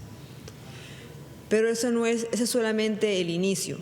Ahora viene el gran reto para Panamá. A pesar de que esto es tan importante, tenemos que poderlo replicar. Y el reto para el Sindicato de Industriales de Panamá, específicamente en sus 70 años, que este año son 70 años del Sindicato de Industriales, es poder replicar lo mismo que se haga en el plan piloto en el resto de las industrias de Panamá. Y para eso entonces estaremos trabajando en un programa conjuntamente con la OEA y sus especialistas para entrenar a otros para poder replicar el programa. Yo sé que todavía ya yo quiero correr cuando todavía no hemos empezado a gatear, pero el proceso es largo y, como dije inicialmente, nos toca realmente aprender y crecer e implementar el proceso a un paso acelerado. Muchísimas gracias. Muchas gracias. Muchas gracias, Aida Michelle. I would like now to open the floor if there are any questions, comments from delegates.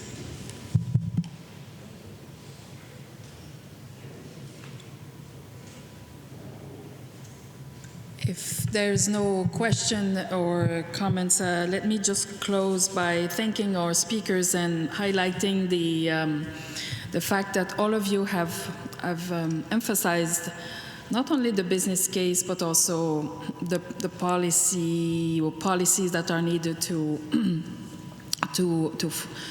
ensure that we get to a circular economy. And I would like to end by what you just said, which is that how can, in a small country, SMEs or small businesses, how can they actually replicate this? And this is actually probably the main challenge that our countries face, because, as we know, the productive sector in the Americas is essentially made of small businesses. So how can they actually replicate this? And your experience in Panama, along with those in Colombia, Ecuador, and Trinidad will certainly be of great help to all those that wish to replicate this experience. So let me again thank Tom,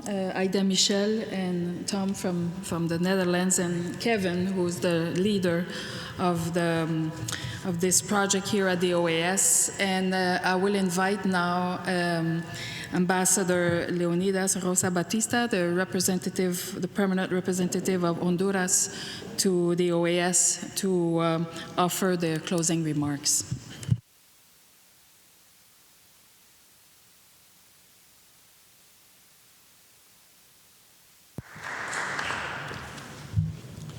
Les prometo que voy a ser muy breve. Muy buenas tardes a todos y a todas. Se me ha concedido el especial privilegio de ofrecer unas palabras al concluir este evento. Como decía mi madre, más bien deben de ser de agradecimiento. El día que uno no aprende algo es un día perdido. Y yo creo que este día debemos nada más disculpar a los que se lo perdieron, porque hemos tenido un evento en el que hemos sido informados y llenados de cosas que posiblemente no estábamos enterados. Así que sean mis primeras palabras para agradecer a todos los participantes. Creo que cada uno de alguna manera está haciendo lo que se debe hacer. La terminología innovadora nos propone una novedosa incorporación al Diccionario Mundial de Nuevos Términos, economía circular, que en algunos espacios también es conocido como producción circular. Creo que el término economía aún queda corto a la hora de explicar todas las bondades que tiene el hecho de que los materiales que usan en la industria fluyan de manera circular y que pronto ha recibido la aceptación global y formará parte del lenguaje cotidiano de los innovadores. Como todos estamos enterados, la conservación de nuestros recursos naturales forma parte de los objetivos del desarrollo del milenio y cada día requieren de mayores esfuerzos e implementación de estrategias innovadoras que permitan desarrollar nuestras economías y conservar el medio ambiente. Ante esta realidad son múltiples y heterogéneas las propuestas y mecanismos que las autoridades responsables en los países tienen a su disposición. Hoy hemos sido testigos, entre otras propuestas, de cómo una economía circular basada en principios de cuna a cuna es una de las más innovadoras, eficientes formas de cuidar el entorno sin limitar el desarrollo económico. Todo depende de cómo hacemos las cosas desde su inicio y, como decía el doctor McDowell, depende de cómo diseñamos, le ponemos valores y principios a lo que adoptamos como solución. Pasar de nuestro actual paradigma lineal y que exacerba la producción de basura hacia uno circular donde todo es útil para producir nuevos productos no está exento de desafíos técnicos y políticos.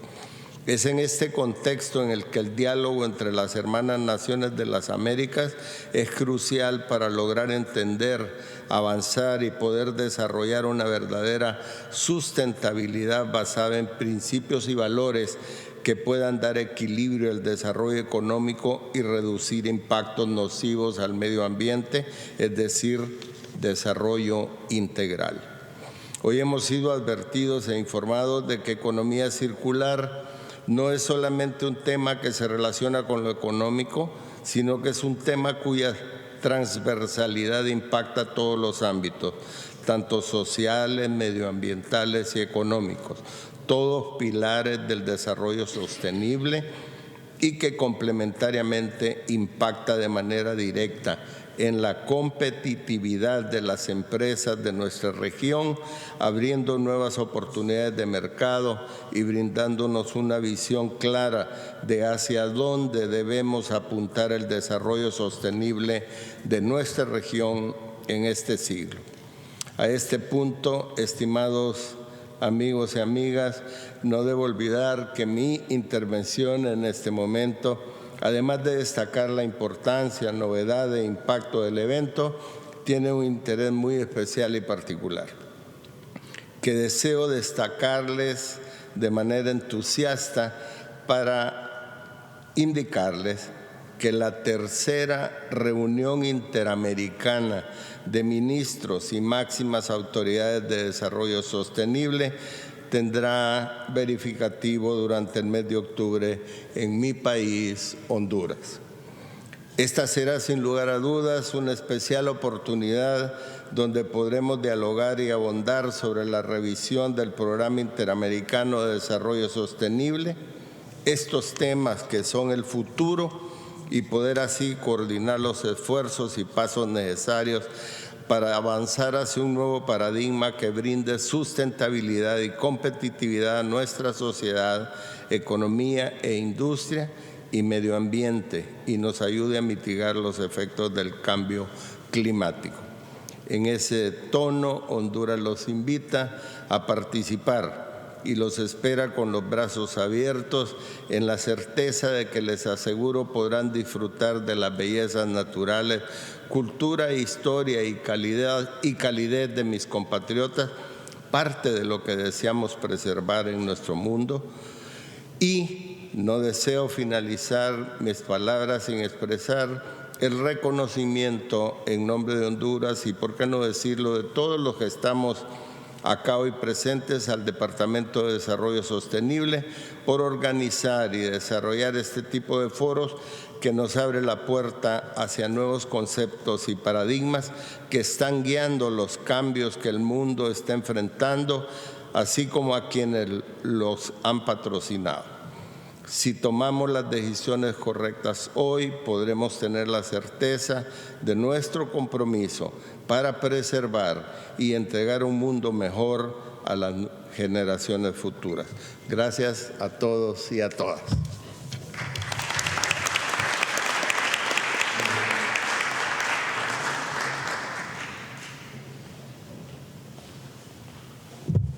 Muchas gracias, Embajador. Thank you very, very much, Maurice Robert and our panelists for sharing with us these insights. I think the three takeaways from the session and from the meeting in general is, one, we have the basis for a development cooperation program on closed-loop cycling and the circular economy in the Americas in the OES. We have 4 countries that have now, you might call them pioneers in the program: Ecuador, Panama, Trinidad and Tobago, and Colombia. We have received expressions of interest from another 3 countries. So we have something good going. We have good interest and good dynamism going. If there are other countries that have an interest in joining the movement, you can communicate that to us.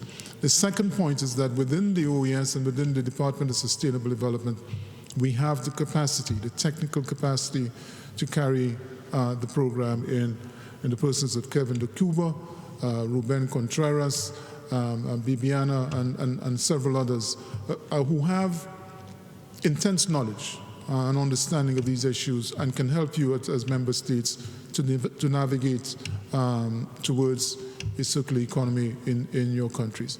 And thirdly, we have in the Development Cooperation Division within SETI and within the Department of Economic Development, we have the capacity to make the links between the circular economy at a broader macroeconomic level and the circular economy at the micro level, at the level of the firm, the small, especially the small, medium enterprises in the Americas. And so with these elements, we think we have the basis for a very successful program in circular economy and closed-loop cycling. With these words, I want to really ask you to put your hands together and thank, in particular, you don't know who I'm going to ask you to thank just yet, Kevin DeCuba and Ruben Contreras, but I want to single out Kevin, who really is an outstanding young professional. Kevin is relentless, I think is the word I can best come up to describe it. When he has an idea, he does not let go of it. If it's something that he believes in, he will pursue that idea to the very end. And that is what he did with the CLCP program. He thought it was a good thing for the US to become involved in, and he seized it, and he was at my door, practically every day, pushing the idea, and FEMCD gave us the support and everything. And so I want to say, in Kevin DeCuba, we have a professional supremo in CLCP and generally in sustainable development. And it's just been a pleasure to work with him over these years, and I wish him well in the program in its future iterations. So thanks very much. I'm sorry you've had to